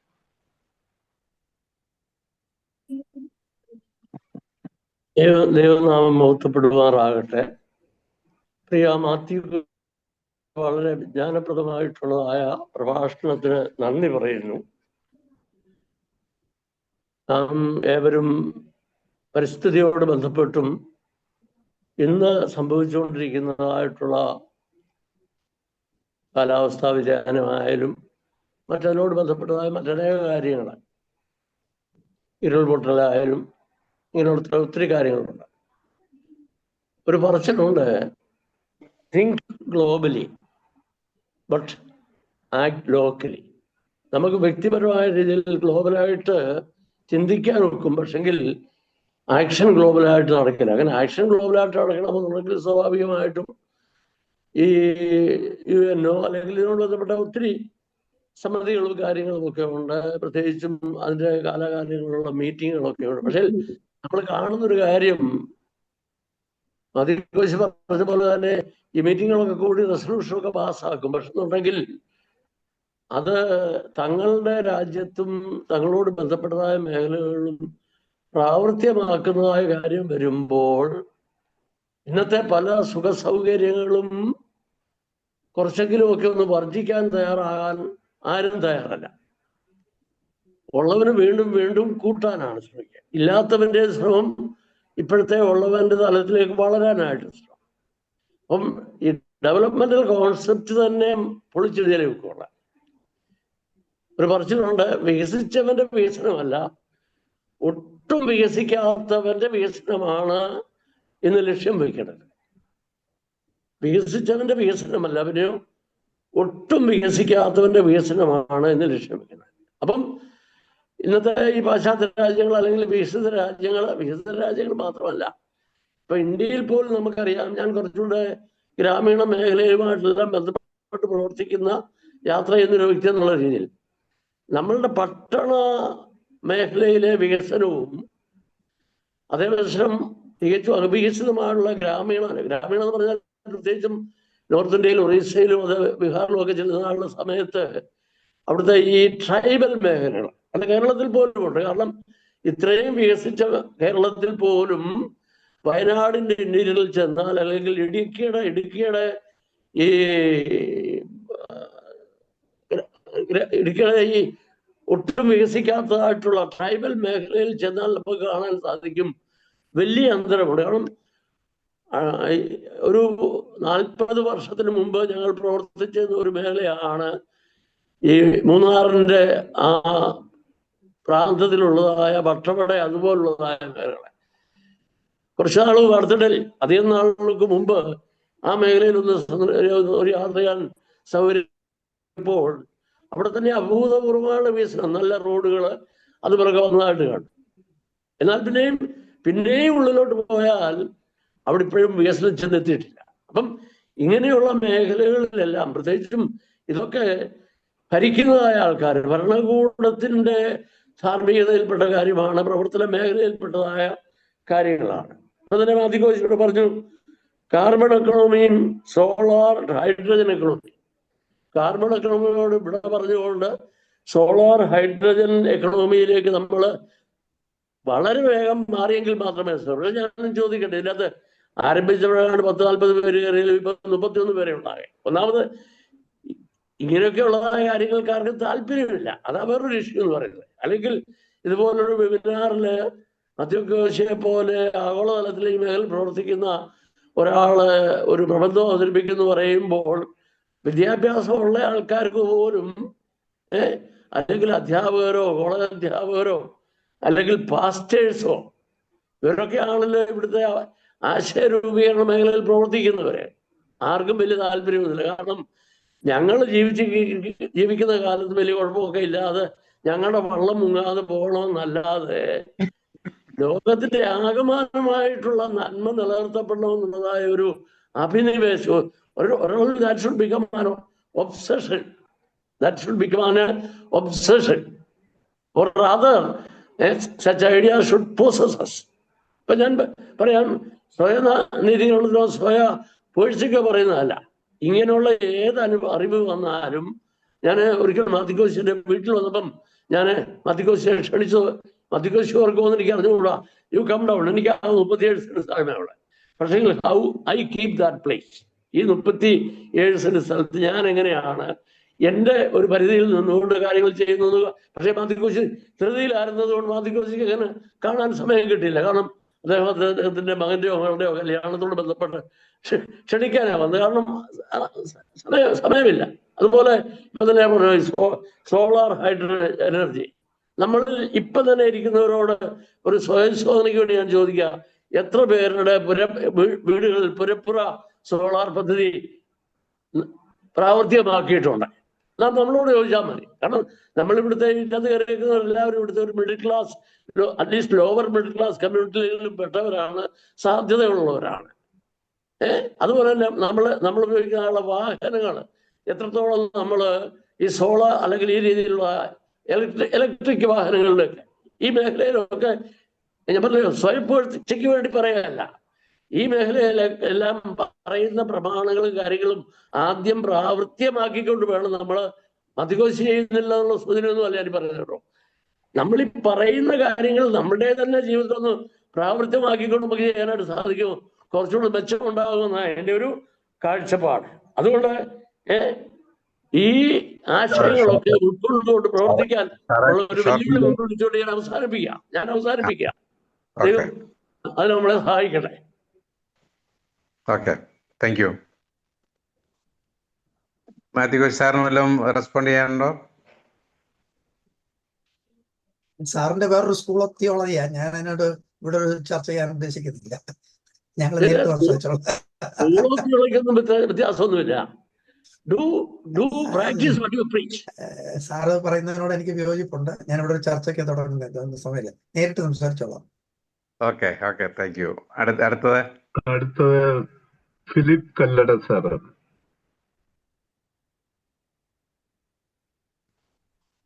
യെസ്. എല്ലാവർക്കും നമസ്കാരം. പ്രിയപ്പെട്ട മാത്യു കോശി സാറിൻ്റെ പ്രഭാഷണം വളരെ ശ്രദ്ധയോടുകൂടി ഞാൻ കേൾക്കുകയായിരുന്നു. എനിക്ക് രണ്ട് കാര്യങ്ങൾ ഇപ്പോൾ പറയാനുള്ളത്. ഒന്ന്, സാറിൻ്റെ ഈ ഗഹനമായ വിഷയം നമുക്ക് 3/4 മണിക്കൂർ കൊണ്ടാണ് തീർത്തത്. അതോ ഇത്രയും സ്ലൈഡ്സ് കാണിച്ചുകൊണ്ട് ഇതൊരു ദിവസമോ 2 ദിവസമോ കൊണ്ട് തീർക്കേണ്ട വിഷയമാണ്. ഇത്ര ഗഹനവും നീണ്ടതുമായ വിഷയങ്ങളെല്ലാം 4 ഭാഗങ്ങളായിട്ടാണ് സാറ് പറഞ്ഞത്. അത് ഗംഭീരമായിരുന്നു. അതിനുള്ള നന്ദി അറിയിക്കുന്നു. കൂടുതൽ സമയം എടുത്തിരുന്നെങ്കിൽ കൂടുതൽ സ്പഷ്ടമാകുമായിരുന്നു. മറ്റൊന്ന്, ഇത് കേൾക്കുന്നവരും പറയുന്നവരും വളരെ ചുരുക്കമാണ്. വളരെ കുറച്ച് പേർക്ക് ഇതിനെക്കുറിച്ച് അറിവുള്ളൂ. പലരും ഇത് പറയുന്നത് തൊഴിലില്ലാത്തവരുടെ പണിയാണെന്നോ അച്ഛന്മാരുടെ പണിയാണെന്നോ ഒക്കെ പറഞ്ഞ് ഉപേക്ഷിക്കുകയാണ് ചെയ്യുന്നത്. സാധാരണ ജനങ്ങളും അതുപോലെ തന്നെ പൊളിറ്റീഷ്യൻസും ഇതിനെ ഒന്നും ഗൗനിക്കാറില്ല. ഇതുകൊണ്ട് എന്ത് ലാഭമുണ്ടെന്ന് അവരൊക്കെ വിചാരിക്കുന്നത്. അതുകൊണ്ടാണ് ഇത് നടപ്പിലാകാതെ പോകുന്നത്. മറ്റൊന്ന്, എനിക്ക് എൻ്റെ സംശയം ഇത് മാത്രമാണ്. സാറ് പറഞ്ഞ എല്ലാം മനസ്സിലായി. പക്ഷേ പരസ്പരം കടിച്ചു കയറി ബോംബിട്ട് നശിപ്പിക്കാൻ നിൽക്കുന്ന ലോകരാജ്യങ്ങൾ, അങ്ങനെയുള്ള ഒരു പരിസ്ഥിതിയിലാണ് നാം ഇന്ന് ജീവിക്കുന്നത്. ഒരു രാജ്യത്തിനും മറ്റൊരു രാജ്യത്തോടൊരു സ്നേഹവുമില്ല. ഈ പരിസ്ഥിതിയിൽ സാറ് പറഞ്ഞ ഈ കാര്യങ്ങളൊക്കെ എങ്ങനെ നടപ്പിലാക്കാൻ സാധിക്കും? പ്രത്യേകിച്ച് വികസ്വര രാജ്യങ്ങൾ എങ്ങനെ ഇതിനെ തരണം ചെയ്യും? വികസിത രാജ്യങ്ങളാണ് യുദ്ധത്തിന് മുന്നിൽ നിൽക്കുന്നത്. അങ്ങനെയുള്ള ഒരു സാഹചര്യത്തിൽ നമുക്കിതെങ്ങനെ ഫലപ്രദമായിട്ട് നടപ്പിലാക്കാൻ സാധിക്കും? കേവലം 2% ക്രിസ്ത്യാനികളെ കൊണ്ട് ഇന്ത്യയിൽ സാധിക്കുമോ? മറ്റ് രാജ്യങ്ങളിലൊക്കെ ഇതെങ്ങനെ നടപ്പിലാക്കാൻ അടുത്ത ഭാവിയിലെങ്കിലും നടപ്പിലാക്കാൻ പ്രേരണ നൽകുമെന്നുള്ള കാര്യത്തിന് ഒരു ഉത്തരം സാറ് നൽകിയാൽ നന്നായിരിക്കുമെന്ന് മാത്രം പറഞ്ഞുകൊണ്ട് ഞാൻ നന്ദി അറിയിച്ചുകൊണ്ട് നിർത്തുന്നു. എനിക്ക് മറുപടി ഉണ്ട്. നമ്മുടെ ഇവിടെ ഒരു ചോദ്യം, what is the prophetic role of the church എന്നുള്ളതാണ്. ഈ നാഥാൻ പ്രവാചകൻ പോയി ദാവീദിന് മുമ്പിൽ പോയി എല്ലാം നടക്കുമെന്നുള്ള കാര്യമില്ല. സഭ എന്ന നിലയിൽ ഇത് കൺവിക്ഷൻ ആണ്, സാക്ഷ്യമാണ്. ഈ വരാൻ പോകുന്ന അപകടത്തെ പറ്റി ലോകത്തെ ധരിപ്പിക്കുകയും അത് പ്രഖ്യാപിക്കുകയും ഇല്ലെങ്കിൽ ലോകം ദുരന്തത്തിലേക്ക് പോകുന്ന പറയുകയും ചെയ്യേണ്ട ധാർമ്മികമായ ഉത്തരവാദിത്വമുണ്ട്. അപ്പൊ എൻ്റെ ഒരു പ്രസന്റേഷൻ ഉദ്ദേശം കാലാവസ്ഥാ വ്യതിയാനം ഗുരുതരമായ ഭവിഷ്യത്തുകൾ ഉണ്ടാക്കും. അതിനെതിരെ സഭ ക്രിയാത്മകമായി പ്രതികരിക്കണം. കേരളത്തിലെ സഭകൾ ഇതിനെപ്പറ്റി വളരെ ഗൗരവമായിട്ട് ചിന്തിച്ചിട്ടില്ല, ചിന്തിക്കാൻ ശ്രമിക്കുന്നുമില്ല. അതുകൊണ്ട് ഇതിനെപ്പറ്റി ചിന്തിച്ച് പ്രതികരിച്ചില്ലെങ്കിൽ നമ്മുടെ കുട്ടികൾ എല്ലാം, കുഞ്ഞുങ്ങളും കൊച്ചുമക്കളും എല്ലാം ഗുരുതരമായ ഭവിഷ്യത്തിലേക്ക് നീങ്ങും. അത് ശരി സാറേ. പക്ഷേ ലോക രാജ്യങ്ങൾ തമ്മിലുള്ള ബന്ധങ്ങൾ നഷ്ടപ്പെട്ടു പോകില്ലേ? അതൊരു ഫാക്റ്റാണ്, ഞാൻ നിഷേധിച്ചില്ല. ചെയ്യാൻ സാധിക്കും. അല്ല, അത് നമ്മളെ കൊടുക്കുന്ന കാര്യമല്ല. നോക്കുന്ന കാര്യമല്ല, അതാ പ്രശ്നം. Okay, thank U. അടുത്ത മിസ്റ്റർ അലക്സാണ്ടർ തോമസ് സാറാണ് അടുത്തതായിട്ട്. യെസ്. സാറിന്റെ പ്രഭാഷണം, സ്ലൈഡ് വെച്ചിട്ടുള്ള പ്രഭാഷണമൊക്കെ കേട്ടു. പക്ഷേ അതിനെ നമ്മൾ നേരിടുന്ന മെയിൻ പ്രശ്നത്തെ പറ്റി സാറ് സൂചിപ്പിച്ചതായിട്ട് കാണുന്നില്ല. കാരണം നമ്മുടെ റിസോഴ്സസ് വളരെ വേഗത്തിൽ കുറഞ്ഞു വരികയാണ്. അതിന്റെ പ്രധാനപ്പെട്ട കാരണം നമ്മുടെ ജനസംഖ്യാ വർധനമാണ്. ഈ ജനസംഖ്യാ വർധനവിനെ നമ്മുടെ എല്ലാ സഭകളും പ്രോത്സാഹിപ്പിക്കുകയാണ്, ജനസംഖ്യാ വർധനവിനെ. കാരണം അവരുടെ അധികാരം നിലനിർത്താനും അവരുടെ സാമ്പത്തിക സ്രോതസ് വർദ്ധിപ്പിക്കാനും വേണ്ടി മാത്രം ജനസംഖ്യയെ പറ്റി അവർ മിണ്ടില്ല. നമുക്ക് മൊത്തത്തിലുണ്ടാകുന്ന പ്രശ്നങ്ങളുടെ ഒരു പ്രധാനപ്പെട്ട ഫാക്ടർ ഈ ഉണ്ടാകുന്നത് ജനസംഖ്യാ പെരുപ്പമാണ്. പ്രത്യേകിച്ചിട്ട് ഇന്ത്യയിൽ അതോടൊപ്പം തന്നെ കേരളത്തിലോ അല്ലെങ്കിൽ ഇന്ത്യ പോലെ തന്നെ മറ്റുള്ള ആഫ്രിക്കൻ രാജ്യങ്ങളിൽ ഇതിലൊക്കെ ജനസംഖ്യാ വർധനമാണ്. എങ്ങനെയാണ് ഈ ജനസംഖ്യാ വർധനവിനെ നമുക്ക് നിയന്ത്രിക്കാൻ പറ്റുന്നത്? അതിന് സഭ എന്തെങ്കിലും ഒരു മാർഗം മുന്നോട്ട് പറയുമോ? അതിന് ധൈര്യമായിട്ട് പറയാൻ പറ്റുമോ സഭയ്ക്ക് ഞങ്ങൾ ജനസംഖ്യാ വർധനവിനെ പ്രോത്സാഹിപ്പിക്കുന്നില്ല? ചില മതങ്ങൾ അത് ചെയ്യുന്നുണ്ടാകാം, അത് അവരുടെ താല്പര്യത്തിനനുസരിച്ചിട്ട് ചെയ്യുന്ന. പക്ഷേ നമ്മുടെ ഇന്ത്യനെ പോലുള്ള ഒരു രാജ്യത്ത് ജനസംഖ്യാ വർധനമാണ് എല്ലാത്തിനും പ്രശ്നം എന്നുള്ളതാണ് എനിക്ക് പറയാനുള്ളത്. സാറിന്റെ അഭിപ്രായം എന്താണ്? സാറേ, കേരളത്തിൽ ക്രിസ്ത്യാനികളുടെ ജനസംഖ്യ വർധനം ഇല്ല. കാരണം ഇന്ന് 1ാം ക്ലാസ്സിൽ എറണാകുളം മുതൽ കൊല്ലം വരെയുള്ള എല്ലാ സ്കൂളുകളിലും, ക്രിസ്ത്യൻ സ്കൂളുകളിലെല്ലാം പിള്ളേരില്ല. 1ാം ക്ലാസ്സിൽ പിള്ളേര് 5ഉം 10ഉം ആണ്. കഴിഞ്ഞ ദിവസം ഞാൻ ബെസോലിയസ് കോളേജിൽ പോയി. അവിടെ ചെന്നപ്പോൾ അവിടുത്തെ കെമിസ്ട്രിക്ക് 5 വിദ്യാർത്ഥികൾ, 50 വിദ്യാർത്ഥികളുണ്ട് ക്ലാസ്സിൽ. 5ഉം 10ഉം വിദ്യാർത്ഥികളെ ഉള്ളൂ. ഒറ്റ ക്ലാസ്സിലും മതിയല്ലോ. കേരളത്തിലെ എല്ലാ കോളേജുകളിലും അധികം താമസിക്കാതെ പൂട്ടുന്ന കണ്ടീഷൻ വെച്ചാൽ പിള്ളേരില്ല. പിള്ളേരുടെ ഞാൻ എല്ലാ വീട്ടിലും ഒരു കുട്ടിയും 2 കുട്ടിയും മാത്രമേ ഉള്ളൂ. അതുകൊണ്ട് സാറിന്റെ എവിടുന്ന് ആ അണ്ടർസ്റ്റാൻഡിങ് ഉണ്ടായെന്ന് എനിക്കറിയത്തില്ല. കേരളത്തിൽ പിള്ളേരില്ലെന്നുള്ളത് ഒരു വസ്തുതയാണ്. 1-ാം ക്ലാസ്സിൽ ചേരുന്ന പിള്ളേരുടെ എണ്ണം കുറവാണ്. അപ്പോൾ കോളേജിൽ പിള്ളേരില്ല. ഇത് വലിയൊരു പ്രതിഭാസമായിട്ട് കഴിഞ്ഞ 3 വർഷമായിട്ട് ഉണ്ടായിക്കൊണ്ടിരിക്കുക. അല്ല, അതിൽ അത് സമ്മതിക്കുന്നു, ആ സംഗതി അത് സമ്മതിച്ചിട്ടുണ്ട്. കാരണം അതെല്ലാവർക്കും അറിയാവുന്ന കാര്യമാണ്. കുട്ടികളില്ലാന്നുള്ള ഒരുപാട് ഫാക്ടേഴ്സ് ഉണ്ട് അതിനകത്ത്. പത്തനംതിട്ട ജില്ലയിൽ എവിടെയാണ് കുട്ടികളുള്ളത്? കംപ്ലീറ്റ് ആളുകൾ മൈഗ്രേറ്റ് ചെയ്ത് മുന്നോട്ട് പോവുകയാണ്. പിന്നെ കുട്ടികളുള്ള വിവാഹം കഴിക്കുന്നവർക്ക് തന്നെ കുട്ടികളോട് താല്പര്യമില്ല. അവർക്ക് ലിവിങ് ടുഗദർ പ്രോത്സാഹിപ്പിക്കുകയാണ്. ഇങ്ങനെ വരുന്നതാണ് കുട്ടികൾ. ഞാൻ മൊത്തത്തിലുള്ള നമ്മുടെ രാജ്യം എന്ന് പറയുമ്പോൾ മാർത്തോമ്മ സഭ മാത്രമല്ല അതിനകത്ത് ഉൾപ്പെടുക. മൊത്തത്തിൽ രാജ്യത്തിന് നേരിടുന്ന പ്രസക്തിയാണ് ഞാൻ പറഞ്ഞത്. നമ്മുടെ സഭയുടെ മാത്രം മാർത്തോമാക്കാർക്ക് 1,00,000 പേരുടെ മരണം കൺവെൻഷൻ ഇരിക്കാന്നുണ്ട്. ഇപ്പൊ ഈ 10,000 പേര് തന്നെ വരുന്നില്ല. ഈ ഫാക്ടേഴ്സ് ജനസംഖ്യ ആ തരത്തിൽ നമ്മുടെ സഭയിൽ കുറഞ്ഞിട്ടുണ്ടാകാം. പക്ഷെങ്കിൽ മൊത്തത്തിൽ നമ്മുടെ രാജ്യം ഇന്ത്യയിൽ സംബന്ധിച്ച് ഞാൻ നേരിടുന്ന ഒരു പ്രശ്നമാണ് ഞാനിവിടെ സൂചിപ്പിച്ചത്. Thank you sir. അടുത്ത മിസ്റ്റർ ലാലു പെരുമാൾ എബ്രഹാം. യെസ്. ഈ കാര്യത്തിൽ എനിക്ക് പറയാനുള്ളത്, ഞാൻ കൂടുതൽ പറയുന്നില്ല. ഈ കാര്യത്തിൽ പറയുന്നത് വികസിത രാജ്യങ്ങളെ കുറ്റപ്പെടുത്തുന്നു. വികസിത രാജ്യങ്ങളോട് പറയുന്നു അതൊന്നും നടക്കത്തില്ല. ഇതെല്ലാം ഭരണകൂടങ്ങളുടെ അവരുടെ ലാഭ ഇതൊക്കെ നോക്കി നടക്കുന്നതാണ്. പക്ഷെ നമുക്ക് വ്യക്തിപരമായിട്ട് എന്തോ ചെയ്യാനുള്ളത് നമ്മൾ ആലോചിക്കണം. ഒന്ന്, നമുക്ക് നമ്മുടെ പള്ളികളിൽ പോയി കഴിഞ്ഞാൽ കാറുകളുടെ എണ്ണം വളരെ കൂടുതലാണ്. ഒരു വീടെടുത്താൽ സ്റ്റാറ്റസിൻ്റെ ഭാഗമായിട്ടാണ് കാറുകൾ നമ്മൾ കൊടുക്കുന്നത്. എന്തുകൊണ്ട് കാറുകളുടെ എണ്ണം നമ്മൾ വീടുകളിൽ കുറയ്ക്കാൻ കഴിയുന്നില്ല? അതായത് ഫോസിൽ ഫ്യൂവൽസ് കൂടുന്തോറും കാർബൺ എമിഷൻ കൂടുകയാണ്. അപ്പോൾ നമ്മൾ പരസ്പര സഹകരണത്തിൽ കൂടെ കാറുകളുടെ എണ്ണം കുറയ്ക്കാം. അതായത് കൂടുതൽ മെമ്പേഴ്സ് ഒരു കാറേ പോകണം. അതുപോലെ പബ്ലിക് ട്രാൻസ്പോർട്ട് നമ്മൾ ഉപയോഗിക്കണം. നമ്മൾ പറയുന്ന വികസിത രാജ്യങ്ങളൊന്നും ചെയ്യുന്നില്ല. വികസിത രാജ്യങ്ങളിൽ ഞാൻ കേട്ടിടത്തോളം യൂറോപ്യൻ രാജ്യങ്ങളിലും അമേരിക്ക ഒക്കെയുള്ള പല രാജ്യങ്ങളും, അമേരിക്കയിലുണ്ടെന്ന് എനിക്കറിയത്തില്ല, പല രാജ്യങ്ങളും സൈക്കിൾ ധാരാളം ഉപയോഗിക്കുന്നുണ്ട്. നമ്മളിപ്പം നാട്ടിൽ ഉപയോഗിക്കാൻ ഒക്കത്തില്ല, അതിനുള്ള സാഹചര്യമില്ല. അപ്പോൾ അതിനുള്ള രീതിയിലുണ്ടാകണം. രണ്ടാമത്, കെട്ടിടങ്ങളുടെ നിർമ്മാണം നമ്മുടെ സഭയുടെ ഒരു അജണ്ടയിൽ വന്നിരിക്കുകയാണ്. ആവശ്യമില്ലാത്ത കെട്ടിടങ്ങൾ പലയിടത്തും ഉണ്ടാകുന്നുണ്ട്. പല ലാഭത്തിന് വേണ്ടിയാണ്. അതായത് നമ്മുടെ മൂന്നാർ, പീരുമേട് എല്ലായിടത്തും നമ്മൾ കെട്ടിടങ്ങൾ ഉണ്ടാക്കി അതിൻ്റെ പണത്തിന് വേണ്ടിയാണ്. പക്ഷേ അത് പ്രകൃതിക്ക് ദോഷം ചെയ്യുന്നുണ്ടോ കാര്യം കൂടെ ഓർക്കണം. നമ്മുടെ സഭയുടെ ലാഭം മാത്രം നോക്കി പോയാൽ പോരാ, പ്രകൃതിക്ക് എന്തോ നമുക്ക് ദോഷം, അതാണ് നമ്മുടെ അജണ്ടയിൽ ഒന്നാമത്തെ ആക്കണം. മനസ്സിലായി? നമ്മൾ വ്യക്തിപരമായിട്ട് ഇതിന് ഇടപെടണം. അതാണ് ഞാൻ പറഞ്ഞത്. വാഹനങ്ങളുടെ എണ്ണം കുറയ്ക്കണം, സ്റ്റാറ്റസിൻ്റെ സിമ്പിൾ ആണെന്നുള്ളത് മാറ്റണം. പള്ളികളിൽ തന്നെ അത് തുടങ്ങണം, അത് പറയണം. നിങ്ങളുടെ എണ്ണം കുറച്ച് കൂടുതൽ വ്യക്തിയാണ്. ഞാനും എല്ലാവരും കൂടി ഉദ്ദേശമാണ്, ഞാൻ ഉൾപ്പെടെയുള്ളവരോടാണ് ഞാൻ പറയുന്നത്. കാറുകളുടെ എണ്ണം കൂട്ടേണ്ട കാര്യമില്ല, വളരെ കുറയ്ക്കണം. അതുപോലെ പബ്ലിക് ട്രാൻസ്പോർട്ട് ഉപയോഗിക്കണം. കെട്ടിട നിർമ്മാണത്തിൽ നിയന്ത്രണം വേണം. ഇതാണ് എനിക്ക് പറയാനുള്ളത്. ലാലു പെരുമാൾ സാർ പറഞ്ഞതിനോട് ഞാൻ യോജിച്ചു. കാരണം ഞാനത് ഗ്രീൻ പ്രോട്ടോകോൾ ഉണ്ടാക്കണമെന്ന് പറഞ്ഞു. Thank you. അടുത്തത് മിസ്റ്റർ ജെയിംസ് വർഗീസ് ഒഡീഷ. ജെയിംസ് സാറേ പറ. ഞാൻ ഇതിനോട് ചേർന്ന്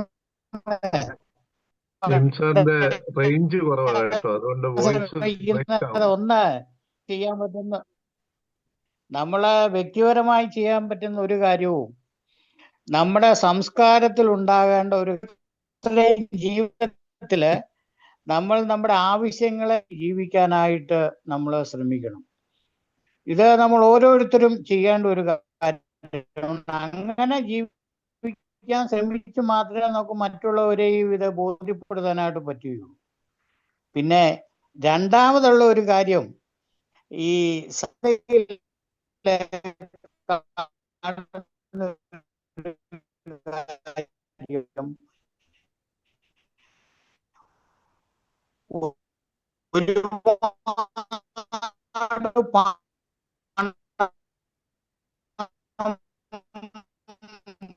മുറിഞ്ഞു പോകുന്നു സാറേ, കേൾക്കുന്നില്ല. ഉള്ളവരും ഒരുപാട് പണം ചെലവഴിച്ച് ജീവിക്കാൻ ശ്രമിക്കുന്നതും ഒക്കെ വലിയ ദൈവാനുഗ്രഹമാണ് എന്ന് പറയും. ഹലോ, കേൾക്കാം, പറഞ്ഞു. ഹലോ, പറഞ്ഞു സാറേ. അടുത്തതായിട്ട് ഹാൻഡ് റൈസ് ചെയ്തിരിക്കുന്നത് ഞാൻ തന്നെയാണ്. ഓക്കെ. എനിക്ക് പറയാനുണ്ടായിരുന്ന, ഞാൻ ഒന്നാമത് പറയാനിരുന്ന ഒരു കാര്യം ശ്രീ ലാലു പെരുമാൾ സംസാരിച്ചു കഴിഞ്ഞു. കാരണം കേരളത്തിലെ ഏറ്റവും വലിയൊരു പ്രശ്നം കാർബൺ ഫ്യൂവല് കണ്ടമാനം ഉപയോഗിക്കുന്ന ഒരു സ്ഥലമായിട്ടാണ് ഞാൻ മനസ്സിലാക്കിയിരിക്കുന്നത്. കാരണം ഒരു വീട്ടിലെ തന്നെ 2ഉം 3ഉം കാറുകളും ബൈക്കുകളും ഒക്കെ ഉപയോഗിക്കുന്ന ഒരു സ്ഥലമായിട്ടാണ് എൻ്റെ ഒരു മനസ്സിലാക്കല്. അതിനകത്ത് നമ്മളെ ക്രിസ്ത്യൻസിന് അല്പം മുൻഗണന കൂടുതലാണ്. കാര്യം അവരാ കൂടുതൽ ഉപയോഗിക്കുന്നത് എനിക്ക് തോന്നിയിട്ടുണ്ട്. അതുപോലെ തന്നെ പള്ളിയുടെ നേതൃത്വം നൽകുന്നവരൊക്കെ ഉപയോഗിക്കുന്ന വാഹനങ്ങളൊക്കെ നല്ലപോലെ ഈ ഫോസിൽ ഫ്യൂവൽ ഉപയോഗിക്കുന്ന അല്ലെങ്കിൽ കത്തുന്ന വാഹനങ്ങൾ ഉപയോഗിക്കുന്നു. ആ കാര്യം ഞാൻ പറയാനിരുന്നതിന്റെ ഓൾറെഡി ചർച്ച വന്നതുകൊണ്ട് അതിൽ കൂടുതൽ പറയുന്നില്ല. രണ്ടാമത്, എനിക്ക് ഈ ഒരേ ആരാധനാ സ്ഥലത്ത് വ്യത്യസ്തമായ സഭകൾ ആരാധിക്കുന്ന കാര്യം പരിമിതമായ സാഹചര്യങ്ങൾ ഉള്ളിടത്ത് ഇഷ്ടം പോലെ ഉണ്ട്. ഞങ്ങളൊക്കെ നോർത്ത് ഇന്ത്യയിൽ ജീവിച്ചവരെ ഗുജറാത്തിലും ഒക്കെ ഒരേ പള്ളിയിൽ 2ഉം 3ഉം ആരാധന നടത്തി പരിചയിച്ചവരാ.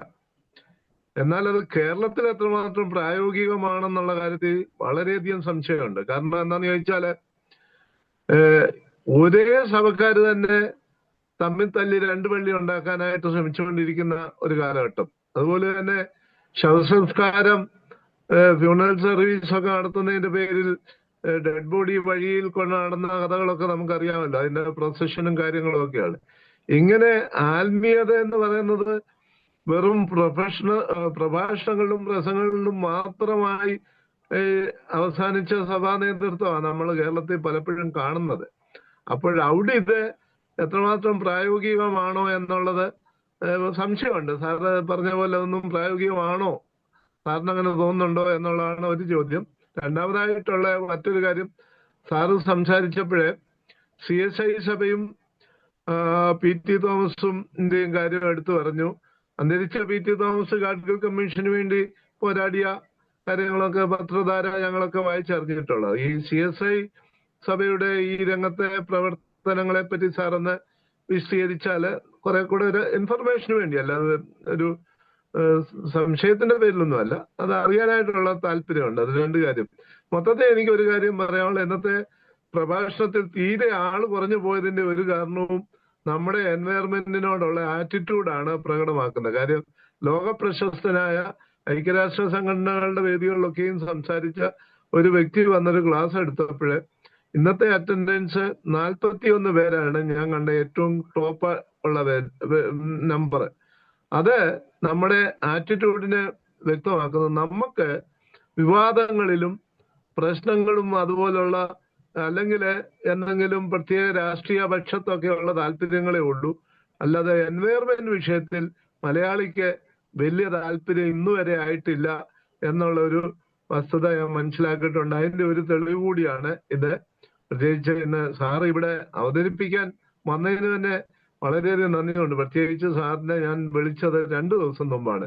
ചുരുങ്ങിയ ദിവസത്തിനുള്ളിൽ വളരെ ഒരു പ്രത്യേക സാഹചര്യത്തിൽ സാർ അത് സമ്മതിക്കുകയും വന്ന് അവതരിപ്പിക്കുകയും ചെയ്തതിന് എനിക്ക് വ്യക്തിപരമായിട്ടുള്ള ഒരു നന്ദി ഈ അവസരത്തിൽ അറിയിച്ചുകൊള്ളുന്നു. Thank you very much. CSI സഭ 2012 ഗാഡ്ഗിൽ റിപ്പോർട്ട് വന്നപ്പോൾ CSI സഭ അതിനെപ്പറ്റി പഠിച്ച് അതിനെതിരെ പ്രതികരിച്ചു. CSI സഭയ്ക്ക് എക്കോളജിയിൽ ഒരു ഡിപ്പാർട്ട്മെന്റ് ഉണ്ട്. അപ്പോൾ ഇന്ത്യ ഗവൺമെന്റ് നടത്തുന്ന എല്ലാ കാര്യങ്ങളെക്കുറിച്ചും പരിസ്ഥിതിക്കെതിരെ നടത്തുന്ന എല്ലാ പ്രവർത്തനങ്ങളും പഠിക്കാനും ഡോക്യുമെന്റ് ചെയ്യാനും ഒരു ഡിപ്പാർട്ട്മെന്റ് ഉണ്ട്. ആ ഡിപ്പാർട്ട്മെന്റിന്റെ ഹെഡായിട്ടാണ് ഞാൻ പ്രവർത്തിച്ചത്. അതനുസരിച്ച് CSI സഭ ഈ വിവരം ഉടനെ എല്ലാ ബിഷപ്പുമാരെ അറിയിക്കും. ബിഷപ്പ്മാരുടെ ഒപ്പം വാങ്ങിച്ചുകൊണ്ട് ഉടനെ പ്രസിദ്ധീകരിക്കും. CSI സഭ സിനഡ് 2013 ഇത് ഗാഡ്ഗിൽ കമ്മിറ്റിക്കെതിരെ സിനഡ് പാസ്സാക്കി എല്ലാം അറിയിക്കുകയും വേണ്ടപ്പെട്ട ഏജൻസികളെ അറിയിക്കുകയും ചെയ്തു. പുതിയ വിത്ത് വരുമ്പോൾ അതിനെക്കുറിച്ച് ജനറ്റിക് മോഡിഫൈഡ് വിത്ത് വന്നപ്പോൾ ഉടനെ തന്നെ CSI സഭ പ്രതികരിച്ചു. ഇപ്പം ഫോറസ്റ്റ് ബില്ല് വന്നപ്പോൾ CSI സഭ ബിഷപ്പ്മാരുടെ എല്ലാം ഒപ്പിട്ട് വാങ്ങിച്ച് ചീഫ് മിനിസ്റ്റർക്കും എല്ലാം കൊടുത്തു. അപ്പം നിരന്തരമായിട്ട് CSI സഭയ്ക്ക് ഒരു മെക്കാനിസം ഉണ്ട്. അതനുസരിച്ച് റെഗുലറായിട്ട് പെറ്റീഷനും CSI സഭയുടെ അഭിപ്രായവും എപ്പോഴും സെൻട്രൽ ഗവൺമെന്റിനെയും സ്റ്റേറ്റ് ഗവൺമെന്റിനെ അറിയിക്കാറുണ്ട്. Thank you sir. ഇനി ആരെങ്കിലും ഉണ്ടോ? അടുത്തത് സണ്ണി സാർ. ഞാന് മാത്യു കൊച്ചി സാറിന്റെ പ്രഭാഷണം എനിക്ക് കേൾക്കാൻ സാധിച്ചു. ഞങ്ങളുടെ അഷ്ടദിന പ്രാർത്ഥന നടക്കുന്നുണ്ട്. ഈ വിഷയം കണ്ടപ്പോൾ എനിക്ക് ഇതിനകത്ത് മുഴുവൻ സമയം സംബന്ധിക്കണമെന്നുള്ള താല്പര്യം ഉണ്ടായിരുന്നെങ്കിലും ഞാൻ വന്നപ്പോഴത്തേക്കിന് പ്രഭാഷണം കഴിഞ്ഞു. ഞാൻ ചർച്ച കേട്ടുകൊണ്ടിരിക്കുകയായിരുന്നു. പിന്നെ ഇതിൻ്റെ അകത്ത് ഈ സഭയുടെ ദൗത്യം സംബന്ധിച്ച് കാലാവസ്ഥാ നീതിയും സഭയുടെ ദൗത്യവും എന്നുള്ള വിഷയത്തിൽ ഈ സഭയുടെ ദൗത്യം നിറവേറ്റപ്പെടേണ്ടത് സഭയുടെ ജനങ്ങളിലൂടെയാണ്. ഈ സഭയുടെ വളർന്നു വരുന്ന തലമുറ എന്ന് പറയുന്നത് നമ്മുടെ കുട്ടികളാണ്. ഈ കുട്ടികളിലെ സൺഡേ സ്കൂളിന്റെ കരിക്കുലത്തിലൊക്കെ നമ്മുടെ പരിസ്ഥിതിയെ സംബന്ധിച്ചിട്ടുള്ള ചില പാഠങ്ങൾ ഉൾപ്പെടുത്തിയിട്ടുണ്ടെന്നാണ് ഞാൻ മനസ്സിലാക്കുന്നത്. അതിനെ സംബന്ധിച്ച് പലരും വളരെ രൂക്ഷമായ വിമർശനങ്ങൾ പറയുന്നത് ഞാൻ കേട്ടു. മാർത്തോമാ സഭയുടെ കാര്യമാണ് ഞാൻ പറയുന്നത്. എന്നാലും മാർത്തോമാ സഭയിലെ സൺഡേ സ്കൂളിന്റെ കരിക്കുലത്തിന്റെ അകത്ത് ഇതുപോലെ പരിസ്ഥിതി സംരക്ഷണത്തെ സംബന്ധിച്ച് ചില സീനിയർ ക്ലാസ്സുകളിലൊക്കെ ചില ലെസൺസ് ചേർത്തിട്ടുണ്ടെന്നാണ് ഞാൻ മനസ്സിലാക്കുന്നത്.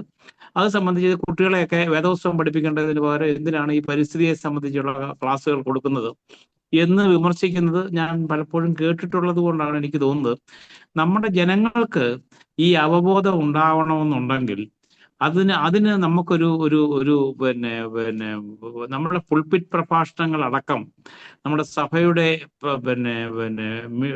പ്രവർത്തനങ്ങളടക്കം ഇതിന് ഒരു ചില നിർദ്ദേശങ്ങൾ ഉണ്ടാവണം. ഇപ്പം CSI സഭയ്ക്കുള്ളതുപോലെ തന്നെ നമുക്ക് എക്കോളജിക്കൽ കമ്മീഷൻ ഉണ്ട്. പക്ഷേ മാർത്തോമാ സഭയിൽ എക്കോളജിക്കൽ കമ്മീഷൻ ഉണ്ട്. പക്ഷേ CSI സഭ പോലുള്ള എഫക്റ്റീവായിട്ട് എക്കോളജിക്കൽ കമ്മീഷൻ പ്രവർത്തിക്കാനായിട്ടുള്ള ഒരു സ്വാതന്ത്ര്യം ഉണ്ടെന്ന് എനിക്ക് തോന്നുന്നില്ല.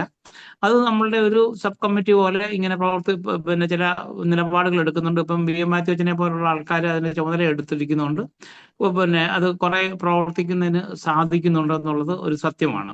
പക്ഷേ അതുകൊണ്ട് നമ്മൾ ജനങ്ങളുടെ ആത്മീയ തലം എന്ന് പറയുന്നത് കേവലം വിൽസൺ സാർ പറഞ്ഞതുപോലെ ഈ ഇങ്ങനെയുള്ള വിഷയങ്ങളൊക്കെ നമുക്ക് ഈ വെബിനാറൊക്കെ വെച്ച് കഴിഞ്ഞാൽ കേൾക്കാൻ ആളില്ല.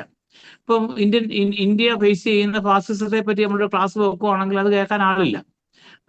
നമ്മളുടെ അജണ്ടയിലോ അല്ലെങ്കിൽ നമ്മളുടെ പ്രയോറിറ്റിയിലോ അതൊന്നും വരത്തില്ല. ഇപ്പം പരിസ്ഥിതി സംബന്ധിച്ചിട്ടുള്ള ഇത്ര ഗുരുതരമായിട്ടുള്ള കാലാവസ്ഥാ വ്യതിയാനം സംബന്ധിച്ചിട്ടുള്ള ഒരു ക്ലാസ് നടക്കുമ്പോൾ നമ്മുടെ ആൾക്കാർക്ക് കേൾക്കാൻ താല്പര്യമില്ല. നമ്മളെ ബാധിക്കാത്ത ഒരു വിഷയമാണെന്നാണ്, നമ്മുടെ തൊലിയെ ബാധിക്കാത്ത, നമ്മുടെ തൊലിപ്പുറത്ത് നമുക്ക് ഒരു ദോഷവും സംഭവിക്കാൻ സാധ്യതയില്ലാത്ത അല്ലെങ്കിൽ നമ്മൾ നിലപാടുകൾ എടുക്കേണ്ടാത്ത ഒരു വിഷയമായിട്ടാണ് നമ്മുടെ ജനങ്ങൾ ഇതിനെ കാണുന്നത്. നമ്മുടെ ആത്മീയതയുടെ ഒരു പാപ്പരത്വമാണ് ഇത് കാണിക്കുന്നതെന്നാണ് എനിക്ക് ആദ്യമായിട്ട് പറയാനായിട്ടുള്ളത്. ഒന്ന്. രണ്ട്, സഭയ്ക്ക് ഒരു ഈ പരിസ്ഥിതി സംരക്ഷണത്തിന് വേണ്ടിയിട്ടുള്ള ഒരു നിലപാടുകൾ എടുക്കുമ്പോൾ അതിൻ്റെ നിർമ്മാണ പ്രവർത്തനങ്ങൾക്ക് പരിസ്ഥിതി സൗഹൃദമായിരിക്കണമെന്ന് ശക്തമായിട്ടുള്ള ഒരു നിലപാടെടുക്കാനായിട്ട് ഒരിക്കലും സാധിക്കാറില്ല. നമ്മൾ ഇപ്പോഴും പല നല്ല പള്ളികളിലും സ്ഥല സൗകര്യങ്ങളുള്ള പള്ളികളും പൊളിച്ചു കളഞ്ഞിട്ട് ഈ പുതിയ പള്ളികൾ പണിഞ്ഞുകൊണ്ടിരിക്കുകയാണ്. ആർക്ക് വേണ്ടിയാണെന്ന് അറിയത്തില്ല. നമ്മുടെ പോപ്പുലേഷൻ വളരെ ഡ്രാസ്റ്റിക് ആയിട്ട് കുറഞ്ഞുകൊണ്ടിരിക്കുന്ന ഒരു കാലഘട്ടത്തിലാണ് നമ്മൾ കടന്നു പോയിക്കൊണ്ടിരിക്കുന്നത്. എന്നിട്ടും നമ്മളെ പള്ളികളൊക്കെ നമ്മൾ ഈ കല്ലും മണ്ണും കട്ടയും ഒക്കെ ഉപയോഗിച്ച് പരിസ്ഥിതി നാശം വരുത്തിക്കൊണ്ടിരിക്കുന്ന നിർമ്മാണ പ്രവർത്തനങ്ങൾ നമ്മുടെ ആവശ്യത്തിനല്ലാത്ത രീതിയിൽ വലിയ വലിയ പള്ളികൾ നമ്മൾ ഇപ്പോഴും പണിഞ്ഞുകൊണ്ടിരിക്കുകയാണ്. അതിന് യാതൊരു നിയന്ത്രണവും സഭയുടെ തലത്തിൽ സഭയുടെ ഒരു മേഖലയിലും, സിനഡിന്റെ മേഖലയിലാണെങ്കിലും കൗൺസിലിന്റെ മേഖലയിലാണെങ്കിലും അല്ലെങ്കിൽ ഭദ്രാസനത്തിന്റെ മേഖലയിലാണെങ്കിലും ഒരു നിയന്ത്രണവും വരുത്തുവാൻ സഭയ്ക്ക് സാധിക്കുന്നില്ല എന്നുള്ള ഒരു വലിയ ഒരു യാഥാർത്ഥ്യം നമ്മളുടെ മുന്നിൽ നിലനിൽക്കുന്നുണ്ട്. കാരണം ഒന്ന്, സഭയുടെ നേതൃത്വത്തിൽ ഇരിക്കുന്ന മഹാഭൂരിപക്ഷം നമ്മുടെ മേൽപ്പെട്ടക്കാർക്കും ഇതിനെ സംബന്ധിച്ച് പരിസ്ഥിതിയുടെ സംരക്ഷണത്തെ സംബന്ധിച്ചോ അല്ലെങ്കിൽ ഇങ്ങനെ സാമൂഹ്യമായിട്ടുള്ള ദുരന്തങ്ങളെ സംബന്ധിച്ചോ നാം ഫേസ് ചെയ്തുകൊണ്ടിരിക്കുന്ന കാര്യങ്ങളെ സംബന്ധിച്ചോ യാതൊരു ബോധവുമില്ലാത്ത കുറെ ആൾക്കാരാണ് ഇതിന്റെ നേതൃത്വത്തിൽ ഇരിക്കുന്ന മഹാഭൂരിപക്ഷം പേരും. ഒന്നോ രണ്ടോ പേർക്കൊക്കെ ചില ഇൻസൈറ്റുകൾ കാണുമെന്നുള്ളത് ഞാൻ നിഷേധിക്കുന്നൊന്നുമില്ല. അല്ലെങ്കിൽ അവർ തിയോളജിക്കൽ പുൾപിറ്റുകളിലെങ്കിലും ചിലപ്പോഴെങ്കിലും ഈ പരിസ്ഥിതി ദിനവുമായിട്ട് ബന്ധപ്പെട്ടുണ്ടായ ദിവസങ്ങളിലെങ്കിലും എന്തെങ്കിലുമൊക്കെ പറയുമായിരിക്കും. പക്ഷെ അതിനപ്പുറത്തായിട്ട് നമുക്ക് ഇങ്ങനെയൊക്കെയുള്ള നമ്മളുടെ സഭയെ അങ്ങനെ രൂപാന്തരപ്പെടുത്തണമെന്ന്, അഥവാ മാനസാന്തരപ്പെടുത്തണമെന്ന്, ഈ പരിസ്ഥിതിക്ക് സൗഹൃദമായി ഒരു ഇതൊരു പാപമാണെന്നും ഈ കാലാവസ്ഥാ വ്യതിയാനത്തിന് വേണ്ടിയിട്ട് നമ്മൾ പ്രവർത്തിക്കാതിരിക്കുന്ന ഒരു പാപമാണെന്നും ഉള്ള ഒരു ബോധം നമ്മുടെ ജനങ്ങൾക്ക് നൽകുവാൻ നമ്മുടെ സഭയ്ക്കോ നമ്മുടെ സ്പിരിച്വാലിറ്റിക്കോ സാധിക്കുന്നില്ല, നമ്മുടെ ആത്മീയതയ്ക്ക് സാധിക്കുന്നില്ല എന്നുള്ള ഒരു വലിയ ദുരന്തമാണ് നാം ചർച്ച ചെയ്യപ്പെടേണ്ടതെന്നാണ് എനിക്ക് തോന്നുന്നത്. കാരണം അത് വളരെ പ്രസക്തമായ കാര്യമാണ്. ഞാൻ ഒരു കാര്യം കൂടെ പറഞ്ഞ് അവസാനിപ്പിക്കാം. ഈ ഗാഡ്ഗിൽ മരിച്ചപ്പോൾ ഞാൻ ഈ കേരളത്തിന്റെ പിന്നെ പ്രബലമായിട്ടുള്ള 2-3 പരിസ്ഥിതി ഗ്രൂപ്പുകൾ, പരിസ്ഥിതി ആക്ടിവിസ്റ്റുകളായിരിക്കുന്ന ആൾക്കാർ അദ്ദേഹത്തിന്റെ അനുസ്മരണ പരിപാടികൾ നടത്തി. ഞാൻ ഈ അനുസ്മരണ പരിപാടി ഞാൻ ഈ പല പിന്നെ ഗ്രൂപ്പുകളിൽ ഉള്ളത് കൊണ്ട് അതിൻ്റെയൊക്കെ അറിയിപ്പുകൾ ഞാൻ എടുത്ത് നമ്മളുടെ മർത്തോമ ഗ്രൂപ്പുകൾ കുറേ ഗ്രൂപ്പുകൾ ഞാൻ ഷെയർ ചെയ്തു. കാരണം അത് ആർക്കെങ്കിലും താല്പര്യമുണ്ടെങ്കിൽ കേൾക്കട്ടെ, അവർ പ്രവേശിക്കട്ടെ. വെബിനാറുകളാണ് നടത്തിയതെല്ലാം തന്നെ, ഈ അനുസ്മരണ വെബിനാറുകളാണ് നടത്തിയത്. ഞാൻ എന്നിട്ട് ഇതിന്റെ പാർട്ടിസിപ്പൻസിനെ ഞാൻ ഇങ്ങനെ ശ്രദ്ധിക്കാറുണ്ട്. അന്നേരം അതിൻ്റെ അകത്ത് ക്രിസ്തീയ നാമമുള്ള 1-2 പേരൊഴിച്ച് ഒരു ഗ്രൂപ്പിലും ഈ ഒരു മീറ്റിങ്ങുകളിൽ പോലും ആരും കയറിയിട്ടില്ല. കാരണം ഞാനത് പറയാൻ കാര്യം, ഈ ഗാഡ്ഗിലിനെ പോലുള്ള ഒരു പരിസ്ഥിതി ശാസ്ത്രജ്ഞൻ നമ്മളുടെ പശ്ചിമഘട്ടത്തിന്റെ സംരക്ഷണത്തിന് വേണ്ടിയിട്ടും നമ്മുടെ പ്രകൃതിയുടെ നിലനിൽപ്പിന് വേണ്ടിയിട്ടും അഹോരാത്രം പണിയെടുത്ത ഒരു വലിയ മനുഷ്യനാണ്. അദ്ദേഹത്തിന്റെ ഒരു വേർപാടിനെ സംബന്ധിച്ച് ഒരു അനുസ്മരണം നടക്കുമ്പോൾ ഈ അനുസ്മരണ മീറ്റിങ്ങിൽ അവിടെ എന്തുവാണ് പറയുന്നതെന്ന് കേൾക്കുവാൻ പോലും നമുക്ക് 1/2 മണിക്കൂറോ 1 മണിക്കൂറോ മാറ്റി വയ്ക്കാൻ നമ്മളെ സംബന്ധിച്ചിടത്തോളം നമ്മളുടെ 10, 350, 500, 400 പേരുള്ള ഗ്രൂപ്പുകളിലാണിത് ഞാൻ ഷെയർ ചെയ്തത്. പക്ഷേ അവിടെ നിന്ന് 1-2 പേര് കടന്നു വന്നതെന്നല്ല, ഇതിനകത്ത് പ്രവേശിച്ചു എന്നുള്ളതല്ലാതെ ഒരാളും ഈ ഒരു മേഖലയിലേക്ക് തിരിഞ്ഞു നോക്കിയിട്ടില്ല. ഇത് നമ്മളുടെ ഒരു ആത്മീയ നിലവാരത്തെയും നമ്മുടെ സാമൂഹ്യ ബോധത്തെയും നമുക്ക് ഇങ്ങനെയുള്ള വിഷയങ്ങളോടുള്ള നമ്മുടെ കാഴ്ചപ്പാടിനെയും വിലയിരുത്തുവാനായിട്ടുള്ള ഒരു നല്ല സമയമാണ് ഇത് നമുക്ക്.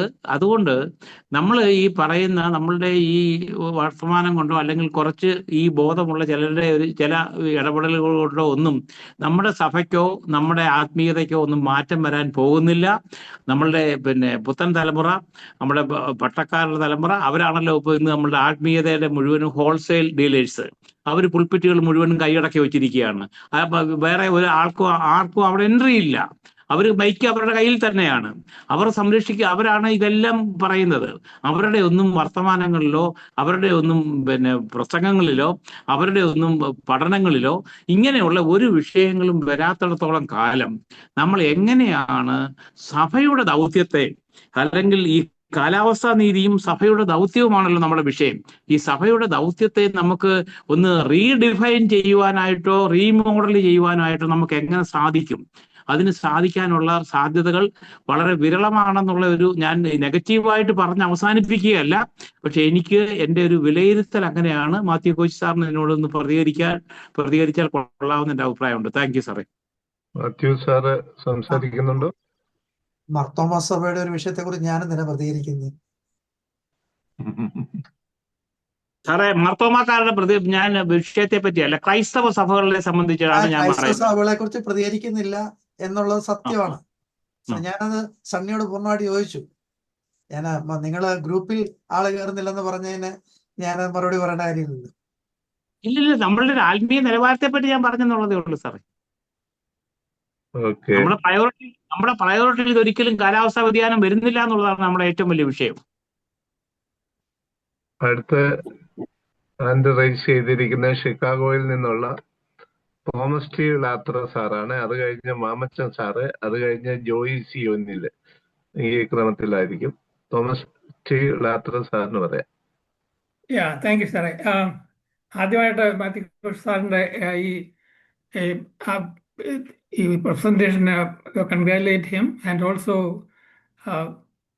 ഇങ്ങനെ വെബിനാർ സംഘടിപ്പിച്ച ഇങ്ങനൊരു ടോപ്പിക് എടുത്തതിനുള്ള പ്രത്യേക നന്ദിയും അറിയിക്കട്ടെ. 2 കാര്യങ്ങളാണ് ഞാൻ പറയാൻ ഉദ്ദേശിക്കുന്നത്. ഒന്ന്, മാത്യു സാർ പറഞ്ഞു 80% of the emissions causative factors caused by 20% of the countries. അതിൽ one of the country definitely is United States. ഇപ്പോൾ യുണൈറ്റഡ് സ്റ്റേറ്റ്സിലാണെങ്കിൽ റൂളിംഗ് ക്ലാസ്സും even including the president they are climate deniers. ഇങ്ങനെ ക്ലൈമറ്റ് ചേഞ്ച് എന്ന് പറയുന്ന ഹോക്സ് ആണെന്ന് പറയുന്ന ഒരു ഗ്രൂപ്പാണ്. I mean they are very prominent. കാരണം അവരൊക്കെ വലിയ ലോബിയുടെ ഭാഗങ്ങളാണ്. അപ്പം അങ്ങനെയാണ് ഇതിനെക്കുറിച്ച് റൂളിംഗ് ക്ലാസ്സും അല്ലെങ്കിൽ ഇൻഫ്ലുവൻസ് ആയിട്ടുള്ള ലീഡേഴ്സും അഡ്രസ്സ് ചെയ്യുന്നെങ്കിൽ സാറിൻ്റെ ഈ ഇൻ്റർനാഷണൽ കോൺഫറൻസിലൊക്കെ what is the prevailing mood? Is it going to anything going happen? And how is it going to work? Because these powerful people are against it. Because the lobby for the oil is lobby is very prominent, and they are denying climate change. That is one thing. രണ്ടാമത്തെ ഒരു കാര്യം, നമ്മളൊക്കെ what can we do personally? ഇപ്പോൾ നമ്മളൊക്കെ ഉപയോഗിക്കുന്ന even വാരിക്കൂട്ടി മേടിക്കുന്ന ഈ ഷർട്ടുകൾ പോലും, ഈവൻ നമ്മുടെ ക്ലോത്ത്സുകളും പോളിയസ്റ്റർ അല്ലെങ്കിൽ അങ്ങനെയുള്ള പ്രോഡക്ട്സ് ഒന്നും, it will take years and years and years to degrade if at all. അപ്പം ബട്ട് സ്റ്റിൽ നമ്മളൊക്കെ ആവശ്യത്തിലും അധികം മേടിച്ചു കൂട്ടുന്നു. So that is a personal responsibility how we can address those things. ഞാൻ അടുത്ത സമയത്ത് കണ്ട ഒരു ഉദാഹരണം ഇവിടെ പറഞ്ഞ് അവസാനിപ്പിക്കാം. ഒരു വയസ്സുള്ള കുഞ്ഞിൻ്റെ ബർത്ത്ഡേക്ക് പങ്കെടുത്തു. ഒരു കമ്മ്യൂണിറ്റി ഹാൾ വെച്ചായിരുന്നു ബർത്ത്ഡേ. അപ്പോൾ ഈ ബർത്ത്ഡേ നടന്ന ഹാളിൽ ചുറ്റും ഷെൽഫുണ്ട്. അപ്പോൾ ഷെൽഫിൽ നിറച്ച് ബേബി ക്ലോത്ത്സ് ആണ്. 0 മുതൽ 3 മാസം വരെ പ്രായമുള്ള, 3 മുതൽ 6 മാസം, 6 മാസം മുതൽ 1 വയസ്സ്, അങ്ങനെയുള്ള എല്ലാം ഇങ്ങനെ അടുക്കടുക്കി വെച്ചിരിക്കുകയാണ്, ക്ലീൻ ആയിട്ടുള്ള ക്ലോത്ത്, ബേബി ക്ലോത്ത്. അതിന് മറ്റൊരു റൂമിൽ കളിപ്പാട്ടങ്ങൾ. അപ്പം ഞാൻ ചോദിച്ചു, ഇതന്നെ ഈ ബേബി ക്ലോത്ത്. അപ്പം പറഞ്ഞു, ഇതൊരു കമ്മ്യൂണിറ്റി ഹാളാണ്. Anybody who has got material, നമുക്കറിയാം കുഞ്ഞുങ്ങളൊക്കെ പെട്ടെന്ന് വളരും. 6 മാസം ആകുമ്പോഴത്തേക്ക് 3 മാസം കുഞ്ഞുങ്ങളുടെ ഉപയോഗിക്കാൻ പറ്റുകയില്ല. They clean it and keep it there. Anybody who want to take it, they can take it, they can use it, clean it back and bring it back. Recycling is something നമുക്ക് ചെയ്യാവുന്ന ഒരു കാര്യമാണ്. Recycling at least reduce our consumption and also encourage recycling. Thank you. Sir പറഞ്ഞതിനോട് ഞാൻ ചോദിക്കുന്നുണ്ട്, ട്രംപിന്റെ policies WHO അവതാളത്തിലാക്കി, WCC അവതാളത്തിലാക്കുന്നു, എല്ലാ ഇന്റർനാഷണൽ ഓർഗനൈസേഷനെയും അവതാളത്തിലാക്കിക്കൊണ്ടിരിക്കുകയാണ്. അത് ഇതിന്റെ സ്ഥിതി എന്താണെന്ന് ഇനിയും അസസ് ചെയ്തുകൊണ്ടിരിക്കേണ്ട കാര്യമാണ്. ഓക്കെ, അടുത്തയാളെ. അടുത്തത് മാമച്ചൻ സാർ. ആദരണീയനായ മാത്യു കുശാന്റെ പ്രഭാഷണം വളരെ ശ്രദ്ധയോടെ ഞാൻ കേട്ടു. വളരെ കുറഞ്ഞ സമയം കൊണ്ട് ഇതിലെ വലിയ ആഴത്തിലുള്ള അറിവില്ലാത്തവർക്ക് പോലും ആഴമുള്ള ചില ബോധ്യങ്ങൾ നൽകാനായിട്ട് സാറിന്റെ പ്രഭാഷണം ഉപകരിച്ചു. അതിന് ഞാൻ പ്രത്യേകം അഭിനന്ദിക്കുന്നു. ഈയിടെ ഒന്നും ഈ സൂം പ്ലാറ്റ്ഫോമിൽ പ്രത്യക്ഷപ്പെടുന്ന ആളെ അല്ല ഞാനെങ്കിലും ഇപ്പോ സാന്ദർഭികമായി ഒരു കാര്യം സാറിനോട് ചോദിക്കാൻ വേണ്ടിയാണ് ഞാൻ ഇപ്പോ കയറിയിരിക്കുന്നത്. ഒന്ന്, 2012 മുതൽ സഭ സജീവമായി ഇടപെടുന്നു എന്ന് പറഞ്ഞു. സാറിന്റെ ആദ്യത്തെ ഇടപെടൽ കസ്തൂരിരംഗൻ റിപ്പോർട്ടിന് എതിരെയുള്ള CSI സഭയുടെ ഒരു പ്രത്യക്ഷപ്പെടൽ ആയിരുന്നു. യഥാർത്ഥത്തിൽ ഇവിടെ മാധവ് ഗാഡ്ഗിൽ കൊണ്ടുവന്ന മനോഹരമായൊരു റിപ്പോർട്ടിനെ എന്തിനാണ് CSI സഭ ആ വിധത്തിൽ എതിർത്തത്? പിന്നീട് അത് എതിർത്തതല്ല, അനുകൂലിച്ചെന്നാ പറഞ്ഞേ. സാറ് തെറ്റിച്ചാ മനസ്സിലാക്കിയത്. മാധവ് ഗാഡ്ഗിൽ റിപ്പോർട്ടിന് വേണ്ടി ഏറ്റവും കൂടുതൽ ശബ്ദിച്ച ഒരു സഭയാണ് CSI സഭ. എത്രയോ വേദികളിൽ മാധവ് ഗാഡ്ഗിൽ റിപ്പോർട്ട് നടപ്പിലാക്കണമെന്ന് തോമസ് കെ ഉമ്മൻ തിരുമേനി CSI മോഡറേറ്റർ ആവശ്യപ്പെട്ടു. ഞാൻ എത്രയോ കത്തുകൾ അതിനുവേണ്ടി എഴുതിയിട്ടുണ്ട്. Okay, thank you. അപ്പൊ എനിക്കുള്ള തുടർന്നുള്ള എന്റെ പ്രശ്നം ഇതായിരുന്നു.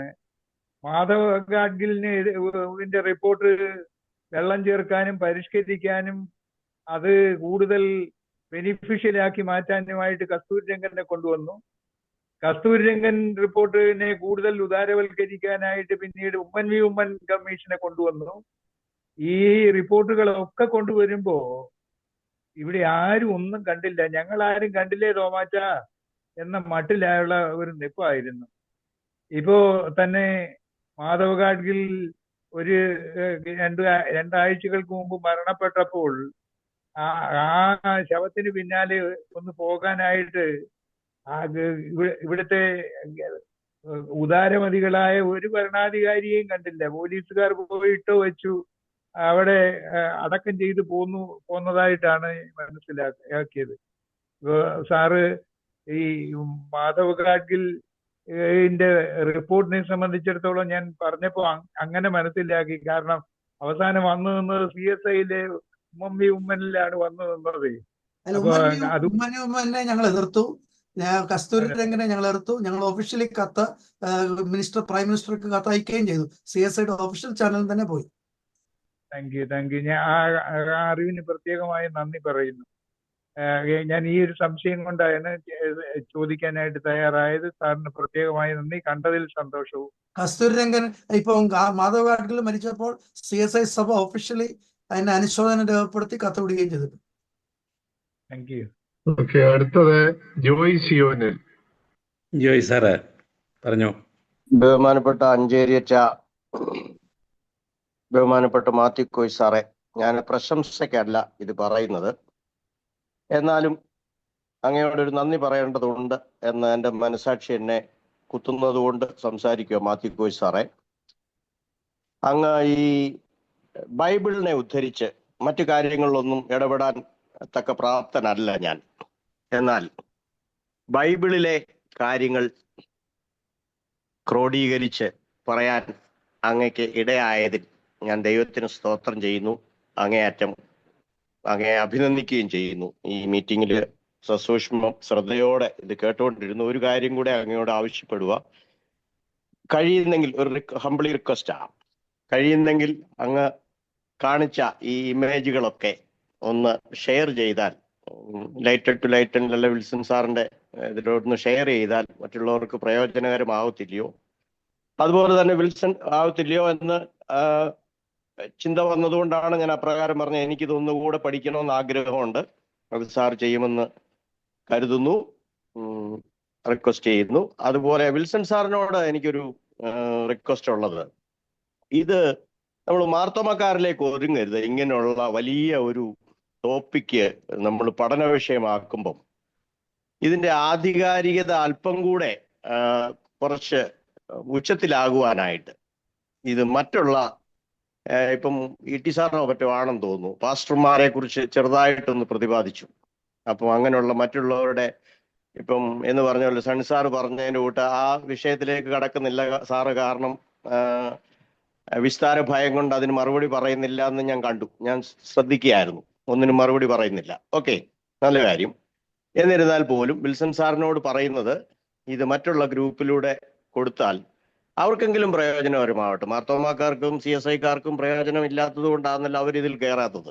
എത്ര നല്ല മനോഹരമായ ക്ലാസ് ആയിരുന്നു. അദ്ദേഹം എത്രമാത്രം അധ്വാനിച്ചായിരിക്കും ഇങ്ങനെ ഇതിനു വേണ്ടി അദ്ദേഹം വർക്കൗട്ട് ചെയ്ത് നല്ലോണം ഒരുങ്ങി വന്നത്. അപ്പോൾ അതുകൂടെ റിക്വസ്റ്റ് ചെയ്യുന്നു. എനിവേ, എല്ലാത്തിനും സാറിനോട് നന്ദി പറയുന്നു. മാത്യു കോയ് സാറേ, thank you so much. Joy C Anil സാറിന്റെ അറിവിനായിട്ട് പറയുകയാണ്, നമ്മുടെ എല്ലാ വെബിനാറും നമ്മൾ യൂട്യൂബിൽ അപ്ലോഡ് ചെയ്യുകയും നമ്മുടെ വാട്സപ്പ് ഗ്രൂപ്പിൽ അതിന്റെ ലിങ്ക് ഇടുകയും ചെയ്യുന്നുണ്ട്. ഇതും അങ്ങനെ തന്നെ ചെയ്തിരിക്കും. അതെ സാറേ, യൂട്യൂബിൽ എത്ര പേര് ഇത് കേൾക്കുന്നുണ്ടെന്ന് നമുക്ക് അറിയത്തില്ലല്ലോ. അല്ല, ഇപ്പൊ നമുക്ക് ആൾക്കാരെ കൊണ്ടുപോയി നമ്മള് ചെയ്യാവുന്നത് അതല്ലേ ഉള്ളൂ. പിന്നെ ബാക്കി സാറ് ഉദ്ദേശിച്ചെന്നോ എനിക്കറിയില്ല. അല്ല, കുറച്ച് നമ്പറുകൾ സാറിന് പറ്റും. ഇത് വിൽസൺ സാറിന് പറ്റും, അല്ലെങ്കിൽ റോയ് സാറിന് പറ്റും, അല്ലെങ്കിൽ പരിമളം സാറിന് പറ്റും. കുറച്ച് മറ്റുള്ളവരുടെ നമ്പറുകളെ കണക്ട് ചെയ്ത് അവരുടെ 10 പേർക്ക് ഒരാൾക്കെങ്കിലും ബോധോദയം ഉണ്ടാവുന്നെങ്കിൽ ഉണ്ടാവട്ടെ എന്ന് വിചാരിച്ചു പറഞ്ഞ. തീർച്ചയായിട്ടും അങ്ങനെ നമ്പർ കിട്ടിയാൽ അയച്ചു കൊടുക്കാൻ പരമാവധി ശ്രമിക്കാം. Thank you very much. അടുത്തത് VI ജേക്കബ് സാറാണ് ഹാൻഡ് റൈസ് ചെയ്തിരിക്കുന്നത്. മാത്യു കോശി സാറിന്റെ പ്രഭാഷണം കേട്ടു. വളരെ ഈ കാലത്ത് വളരെയധികം നമ്മൾ ശ്രദ്ധ ചെലുത്തേണ്ടതായ ഒരു വിഷയമാണ്. സാറിനോടുള്ള നന്ദി അറിയിക്കുന്നു. നമ്മളിവിടെ കാർഗിൽ റിപ്പോർട്ടിനെ പറ്റി പറഞ്ഞു, അതുപോലെ തന്നെ കസ്തൂരി രംഗന്റെ റിപ്പോർട്ടിനെ കുറിച്ചൊക്കെ പറഞ്ഞു. അപ്പൊ അവിടെ അവര് ഈ കാർഗിൽ റിപ്പോർട്ടൊക്കെ പ്രകൃതി സംരക്ഷണം, വനസംരക്ഷണം ഇതൊക്കെ ഉദ്ദേശിച്ച വളരെ നല്ല ഉദ്ദേശത്തിൽ എഴുതിയതാണ്. പക്ഷെ അതിനകത്ത് വന്നതായ ഒരു പ്രശ്നം, ഈ ഫോറസ്റ്റിനോട് അടുത്ത് താമസിക്കുന്ന ആളുകളെ ഒക്കെ വളരെ ദോഷകരമായിട്ട് ബാധിക്കുന്ന പല കാര്യങ്ങൾ അതിനകത്തുണ്ട്. അതുപോലെ കസ്തൂരി രംഗന്റെ റിപ്പോർട്ടിൽ ഇതെല്ലാം ഒന്ന് മയപ്പെടുത്താൻ വേണ്ടി ആണ് വുമൻ വി വുമൻ കമ്മീഷൻ അവിടെ ഗവൺമെന്റ് നിയോഗിച്ചതും. അപ്പം ഇതിന്റെ ഇടയ്ക്ക് പറയട്ടെ, വുമൻ വി വുമൻ ഈ ഫോറത്തിലെ നേരത്തെ ഒരു പ്രഭാഷണം നടത്തിയിട്ടുണ്ട് നമ്മുടെ ഫോറത്തിൽ വന്ന്. അപ്പോൾ ഇവിടെ കാർഗിൽ റിപ്പോർട്ടിന്റെ ഒരു മയപ്പെടുത്തിയിട്ട് ഈ അവിടെ സെറ്റിൽമെന്റിലുള്ള റെസ്ട്രിക്ഷനെ ഒന്ന് മയപ്പെടുത്തി. അവിടെ അതിനുള്ള റെസ്ട്രിക്ഷൻസിനെ കുറച്ചു. അതാണ് ഒരു റെക്കമെൻഡേഷൻ. അതുപോലെ ഉമ്മൻ വി ഉമ്മൻ റെക്കമെൻഡ് ചെയ്ത ഒരു കാര്യം, ഈ ഫെൻസിങ്, ഈ വനത്തിൽ നിന്ന് വന്യമൃഗങ്ങള് ജനവാസ കേന്ദ്രങ്ങളിലേക്ക് ഇറങ്ങി വരാതിരിക്കാനുള്ള പ്രിക്കോഷൻസ് എടുക്കാനുള്ള റെക്കമെൻഡേഷൻ അതിനകത്തുണ്ടായിരുന്നു. എന്നാൽ അത് ഇംപ്ലിമെന്റ് ചെയ്യാൻ സാധിക്കാത്തതുകൊണ്ടാണ് ഇന്ന് ഒരുപാട് കർഷകര് നാട്ടിലെ വളരെ ഉൾപ്രദേശങ്ങളിലേക്ക് വരെ ഈ വന്യമൃഗങ്ങൾ ഇറങ്ങി വരുന്ന ഒരു സാഹചര്യം ഇന്നുണ്ട്. ആ റെക്കമെൻഡേഷൻസ് ഇംപ്ലിമെന്റ് ചെയ്തിട്ടില്ല. അതുപോലെ തന്നെ ഫോറസ്റ്റ് ആക്ട് അതിനെ ഡിസ്കാർഡ് ചെയ്യാനായിട്ട് ഒരു ഫോറസ്റ്റ് ആക്ട് ഉണ്ടായിരുന്നു. അതിനെ മയപ്പെടുത്തുകയോ ഡിസ്കാർഡ് ചെയ്യുകയോ എന്തോ ചെയ്തിട്ടുണ്ട്. അപ്പൊ ഞാനിത് ഒരു കാഷ്വലായിട്ട് ഇങ്ങനെ പറഞ്ഞെന്നുള്ളതേ ഉള്ളൂ. പക്ഷേ നമുക്ക് മാനുഷിക പ്രശ്നങ്ങൾ പലതുണ്ട്. അതായത് കർഷകര്, അത് മലയോര പ്രദേശങ്ങളിൽ താമസിക്കുന്നവർ, അവരെ അഡ്രസ് ചെയ്യണം. അതുപോലെ തന്നെ പരിസ്ഥിതി സംരക്ഷണം, ഇത് രണ്ടും കൂടെ ബാലൻസ് ചെയ്ത് പോകണം. അപ്പൊ അത് എന്തുമാത്രം പ്രായോഗികമാണെന്ന് എനിക്കറിയത്തില്ല. സാറിന് ഇതേപ്പറ്റി പറയാൻ എന്താണെന്ന് കേട്ടാക്കണം. സാറേ, ഇത് ഒരു 10 മിനിറ്റ് കൊണ്ടൊന്നും പറയുന്ന കാര്യമല്ല. ഇത് വിശാലമായ ടോപ്പിക്കാണ്. എന്താണ് ഗാഡ്ഗിൽ കമ്മീഷൻ റിപ്പോർട്ട്, അതിനെ വസ്തുരംഗം റിപ്പോർട്ട്, ഉമ്മൻ വി ഉമ്മൻ, ഇത് ഗൗരവമായിട്ട് സംസാരിക്കേണ്ട വിഷയമാണ്. ഞാൻ അതിന് മറുപടി 5 മിനിറ്റ് കൊണ്ട് പറഞ്ഞു തീർക്കാൻ പറ്റുന്നതല്ല. അത് ഗൗരവമായി ചർച്ച ചെയ്യേണ്ടതാണ്. ഇനി ഒരു അവസരം വിളിക്കുവാണെങ്കിൽ ചർച്ച ചെയ്യണമെന്ന് പറയാം. പ്രിയരെ, light to light Marthoma study ഫോറത്തിന്റെ 288ാമത് വെബിനാറാണ് ഇപ്പോൾ ഇവിടെ നടന്നുകൊണ്ടിരിക്കുന്നത്. ഇന്ന് വോട്ട് ഓഫ് താങ്ക്സിന് വേണ്ടി നമ്മൾ ചുമതലപ്പെടുത്തിയ വ്യക്തിക്ക് അത്യാവശ്യമായിട്ട് ഹോസ്പിറ്റലിൽ പോകേണ്ടി വന്നതായിട്ടൊരു മെസ്സേജ് പിന്നെ കണ്ടായിരുന്നു. നമ്മളെ ഇന്നത്തെ വെബിനാറിനെ സംബന്ധിച്ച് പറയുമ്പോൾ, കഴിഞ്ഞ ശനിയാഴ്ച നമ്മൾ അനൗൺസ് ചെയ്തത് മറ്റൊരു പ്രഭാഷകനായിരുന്നു. നിങ്ങൾ ചിലരെങ്കിലും ഓർക്കുന്നുണ്ടായിരിക്കും. ഡോക്ടർ സഖി ജോൺ ആയിരുന്നു ഡൽഹിയിലുള്ള. പക്ഷേ അൺഫോർച്ചുനേറ്റ്ലി അദ്ദേഹത്തിന് ഹൈ ഫീവർ ബാധിക്കുകയും ഹോസ്പിറ്റലൈസ് ചെയ്യപ്പെടുകയും ചെയ്ത ഒരു സാഹചര്യത്തിൽ ഞാൻ വളരെയധികം വിഷമിച്ചു പോയി. കാര്യം ഈ ഏറ്റവും റീസെന്റ് ദിവസത്തിലാണ് ആ മെസ്സേജ് നമുക്ക് വരുന്നത്. ആ ഒരു സാഹചര്യത്തില് പെട്ടെന്ന് മനസ്സിൽ കുറെ നാളുകളായിട്ട് മാത്യു കോശി സാറിനെ നമ്മളിങ്ങനെ ആഗ്രഹിക്കുന്നുണ്ടായിരുന്നു. പെട്ടെന്നൊന്ന് വിളിച്ചതാണ്. എനിക്ക് സാറ് അത് ഏറ്റെടുക്കുമെന്ന് വലിയ പ്രതീക്ഷയില്ലാതെ വിളിച്ചതാ. പക്ഷെ എനിക്ക് അത്ഭുതത്തോടുകൂടി സാറ് പറഞ്ഞു, ഞാൻ ചെയ്യാം, എനിക്ക് ഡേറ്റ് ഞാൻ ഫ്രീ ആണ്, ഞാൻ ചെയ്തിരിക്കുമെന്ന് പറഞ്ഞു. അപ്പം ഈ സാറ്റർഡേ ആന്ന് പറഞ്ഞുകൊണ്ട് പറയും ഞാൻ ചെയ്യാമെന്ന് പറഞ്ഞു. അത് സാറിനെ പറ്റി അറിയാവുന്നവർക്കറിയാം. സാറ് ഈ ലോകത്തിന്റെ ഭാഗങ്ങളിൽ പോയി എൻവയർമെന്റുമായിട്ട് ബന്ധപ്പെട്ട ക്ലാസ് എടുത്തിട്ടുണ്ട്. ഐക്യരാഷ്ട്ര സംഘടനയ്ക്ക് വേണ്ടി ഈ പ്രഭാഷണം നടത്തിയിട്ടുണ്ട്. ഇത്രയും നമ്മുടെ കേരളത്തിലെ ക്രൈസ്തവ രംഗത്ത് ഇത്രയും പരിസ്ഥിതിയുമായിട്ട് ബന്ധപ്പെട്ട് പ്രവർത്തിക്കുന്ന മറ്റൊരു വ്യക്തി ഉണ്ടെന്ന് എനിക്ക് തോന്നുന്നില്ല. സാറ് നമ്മുടെ ക്ഷണം സ്വീകരിക്കുകയും ഇത്രയും മനോഹരമായിട്ട് സ്ലൈഡുകൾ സാറിന്റെ power point presentation sir edit ചെയ്ത് നമ്മുടെ സമയപരിധിക്കുള്ളിൽ അത് അവതരിപ്പിക്കാവുന്ന രീതിയിൽ അതിനെ 4 ഭാഗങ്ങളായിട്ട് തിരിച്ച് ഏറ്റവും മനോഹരമായിട്ട് ആ കർത്തവ്യം നിർവഹിച്ചു. ഒരുമാതിരിപ്പെട്ട മാമച്ച സാറ് പറഞ്ഞ പോലെ ആർക്കും മനസ്സിലാകാവുന്ന രീതിയിൽ വളരെ സിമ്പിളായിട്ട് ആ വിഷയം അവതരിപ്പിച്ചു. തീർച്ചയായിട്ടും സാറ് ഈ പ്രഭാഷണവും ഈ പ്രസന്റേഷനും അഭിനന്ദനാർഹമാണ്. ഞങ്ങൾക്ക് വേണ്ടി ലൈറ്റ് ടു ലൈറ്റിനോട് കാണിച്ച ഏറ്റവും വലിയ നല്ല മനസ്സിന് പ്രത്യേകം നന്ദി പറയുന്നു. അതുകൂടാതെ സാറിന്റെ പ്രഭാഷണത്തിന് ഒരിക്കൽ കൂടി light to light on Marthoma study ഫോറത്തിന്റെ പേരിൽ നന്ദി പറഞ്ഞുകൊള്ളുന്നു. അതുപോലെ തന്നെ തിരക്കായിരുന്നു ഇന്ന് രാജു അഞ്ചേരി അച്ഛന്. ഇപ്പം മാർത്തോമാ സഭയിലെ മിക്കവാറും പള്ളികളിലൊക്കെ കൺവെൻഷൻ നടക്കുന്ന സമയമാണ്. അപ്പൊ ആ സമയത്ത് ഈ അച്ഛന്മാരെല്ലാം തിരക്കില്ല, എനിക്കറിയാം. ഈ ഒരു പ്രത്യേക സാഹചര്യത്തില് അച്ഛന്റെ കോട്ടയത്തെ യാത്രയ്ക്കിടയിൽ ഞാൻ എൻ്റെ ഒരു റിക്വസ്റ്റ് മാനിച്ച് അച്ഛൻ ഇന്ന് മോഡറേറ്റർ ആയിട്ട് വരികയും ഇത്രയും ഭംഗിയായിട്ട് അച്ഛൻ അതിന് ആ മോഡറേറ്റർ ചുമതല നിർവഹിക്കുകയും ചെയ്തു. തീർച്ചയായിട്ടും എനിക്ക് അതിനകത്ത് പ്രത്യേക നന്ദിയുണ്ട്. ഞാൻ ഇതിനിടയ്ക്ക് ഒരു കാര്യം ആദ്യമേ പറയണമെന്ന് വിചാരിച്ചു. ഇതിന്റെ സമാപന പ്രാർത്ഥനയ്ക്കായിട്ട് തോമസ് ടി ലാത്ര സാർ ഒരുങ്ങണമെന്ന് ഞാൻ റിക്വസ്റ്റ് ചെയ്യുവാണ്. അത് കഴിഞ്ഞ് രാജവഞ്ചേരി അച്ഛന് ആശീർവാദവും പറയണമെന്ന് റിക്വസ്റ്റ് ചെയ്യുന്നു. രാജവഞ്ചേരി അച്ഛന് അവിടെയുള്ള എൻ്റെ വളരെയധികമുള്ള നന്ദിയെ അവതരിപ്പിക്കുന്നു. അച്ഛൻ എപ്പോഴും നമ്മോട് കൂടെയുള്ള ആളാണ്, ഞങ്ങളെ ചേർത്ത് പിടിക്കുന്ന ആളാണ്. തീർച്ചയായിട്ടും ഉള്ള നന്ദി അച്ഛനോടുള്ളതും അറിയിച്ചുകൊള്ളുന്നു.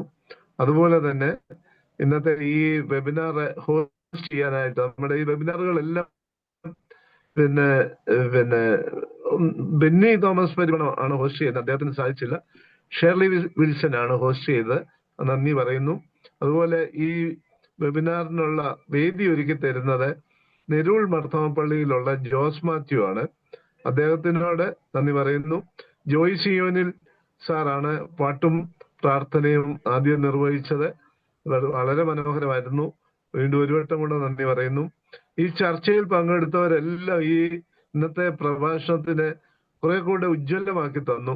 നല്ല രീതിയിലുള്ള ചർച്ചയായിരുന്നു. പങ്കെടുത്ത എല്ലാ അംഗങ്ങളെയും നന്ദി പറയുന്നു. ഇവിടെ കൂടിയിരിക്കുന്ന എല്ലാ അംഗങ്ങൾക്കും lighted to lighted Marthoma study ഫോറത്തിന്റെ പേരിലുള്ള നന്ദി അറിയിക്കുന്നു. ഇനിയും പ്രാർത്ഥിക്കാനായിട്ട് ലാത്ര സാറ് പ്രാർത്ഥിക്കുന്നു വിശ്വസിക്കുന്നു. സാറിനെയും അച്ഛനെ എല്ലാം നന്ദി പറയുന്നു. കൂടി വന്ന എല്ലാവർക്കും ഒരു വട്ടം കൂടെ നന്ദി പറഞ്ഞുകൊണ്ട് ഞാൻ എൻ്റെ വാക്കുകൾ ഉപസംഹരിച്ചുകൊള്ളുന്നു. കർത്താവേ, ശാന്തസുന്ദരമായ സന്ധ്യാസമയത്തിനായി സ്തുതിക്കുന്ന കർത്താവേ, കർത്താവെ അവിടെ ഞങ്ങൾക്കായി സൃഷ്ടിച്ച പ്രകൃതിയെയും കർത്താവെ പ്രകൃതിയിലുള്ള എല്ലാവരെയും സംരക്ഷിക്കാനുള്ള ചുമതല ഞങ്ങൾക്ക് ഓരോരുത്തർക്കും ഉണ്ട് എന്ന് ഒരിക്കൽ കൂടി ഞങ്ങൾ ഓർമ്മിച്ചതിനായി സ്തുതിക്കുന്ന കർത്താവേ. കർത്താവെ, ഇന്ന് ഈ സെമിനാർ ലീഡ് ചെയ്ത മാത്യു സാറിന് വേണ്ടി പ്രാർത്ഥിക്കും കർത്താവെ. കർത്താവെ, പ്രകൃതി സംരക്ഷണത്തിനായി കർത്താവെ നിന്റെ മകൻ ചെയ്യുന്ന ഉദ്യമങ്ങളോട് മാനിക്കുന്നതിനായി സ്തുതിക്കുക കർത്താവെ. ലോകത്തിൻ്റെ വിവിധ ഭാഗങ്ങളിലും കർത്താവെ പ്രകൃതിയെക്കുറിച്ചും സസ്റ്റൈനബിലിറ്റിയെക്കുറിച്ചൊക്കെ പഠിക്കാനും മറ്റുള്ളവരെ പഠിപ്പിക്കാനൊക്കെ നിന്റെ മകൻ ചെയ്യുന്ന ശ്രമങ്ങളോട് മാനിക്കുന്നതിനായി സ്തുതിക്കുക കർത്താവെ. കർത്താവെ, വെബിനാറിന് വേണ്ടി പ്രാർത്ഥിക്കുന്ന കർത്താവെ. കർത്താവെ, ഞങ്ങളുടെ ചിന്തകളെ ഉദ്ദീപിപ്പിക്കുന്ന വിഷയങ്ങൾ കർത്താവെ ഓരോ ആഴ്ചയും കർത്താവെ ഇങ്ങനെ സംഘടിപ്പിക്കാൻ ഇപ്പോൾ ശ്രമങ്ങളോട് മാനിക്കുന്നതിനായി സ്തുതിക്കുക കർത്താവെ. കർത്താവെ, വേണ്ട റിസോഴ്സിനൊക്കെയും സമയത്ത് അവിടെ നിന്ന് എത്തിച്ചു കൊടുക്കുന്നതിനായി സ്തുതിക്കുക കർത്താവെ. ഇതിനായി കർത്താവെ അവരുടെ സമയവും താളിതൊക്കെ ഉപയോഗിക്കുന്ന ഓരോരുത്തർക്ക് വേണ്ടി പ്രാർത്ഥിക്കുന്ന ദൈവമേ കരണമെന്ന് പ്രാർത്ഥിക്കുന്ന കർത്താവെ. കർത്താവെ, പങ്കെടുക്കുന്ന എല്ലാവർക്കും വേണ്ടി പ്രാർത്ഥിക്കുന്ന ദൈവമേ കർത്താവെ, ഇതൊക്കെ ഞങ്ങളുടെ ചിന്തകളെ കർത്താവെ കൂടുതൽ നന്മയുള്ളതാക്കുവാനും മറ്റുള്ളവർക്ക് വേണ്ടിയും പ്രകൃതിക്ക് വേണ്ടിയും കർത്താവെ ഞങ്ങളാവുന്നൊക്കെയും ചെയ്യാനൊക്കെ ഞങ്ങളെ സഹായിക്കണമെന്ന് പ്രാർത്ഥിക്കുന്ന കർത്താവെ. വെബിനാറിൻ്റെ ഉദ്യമങ്ങളായിട്ട് മാനിക്കുന്നതിനായി സ്തുതിക്കുന്ന കർത്താവെ. ഇതിനായി പ്രവർത്തിക്കുന്ന എല്ലാവർക്കും വേണ്ടിയും പ്രാർത്ഥിക്കുന്നു. അനുഗ്രഹിക്കണമേ കരുണമെന്ന് പ്രാർത്ഥിക്കുന്ന കർത്താവെ. ഈ ദിവസത്തിനായി വീണ്ടും സ്തുതിക്കുന്ന കർത്താവെ. ഞങ്ങളുടെ ജീവിതത്തിനായി സ്തുതിക്കുന്ന കർത്താവെ. മനോഹരമായി ഭൂമിയിൽ ജനിക്കുവാനും ജീവിക്കുവാനൊക്കെ ഇന്ന അവസരത്തിനായി സ്തുതിക്കുന്ന കർത്താവെ. ഇവയ്ക്ക് ഇത് ഓർത്ത് നിർദ്ദം നന്ദിയോടെ ജീവിക്കാൻ സഹായിക്കണമേ. പ്രാർത്ഥനകളെ ക്ഷമിക്കണമേ. കേൾക്കുമാറാകണമേ.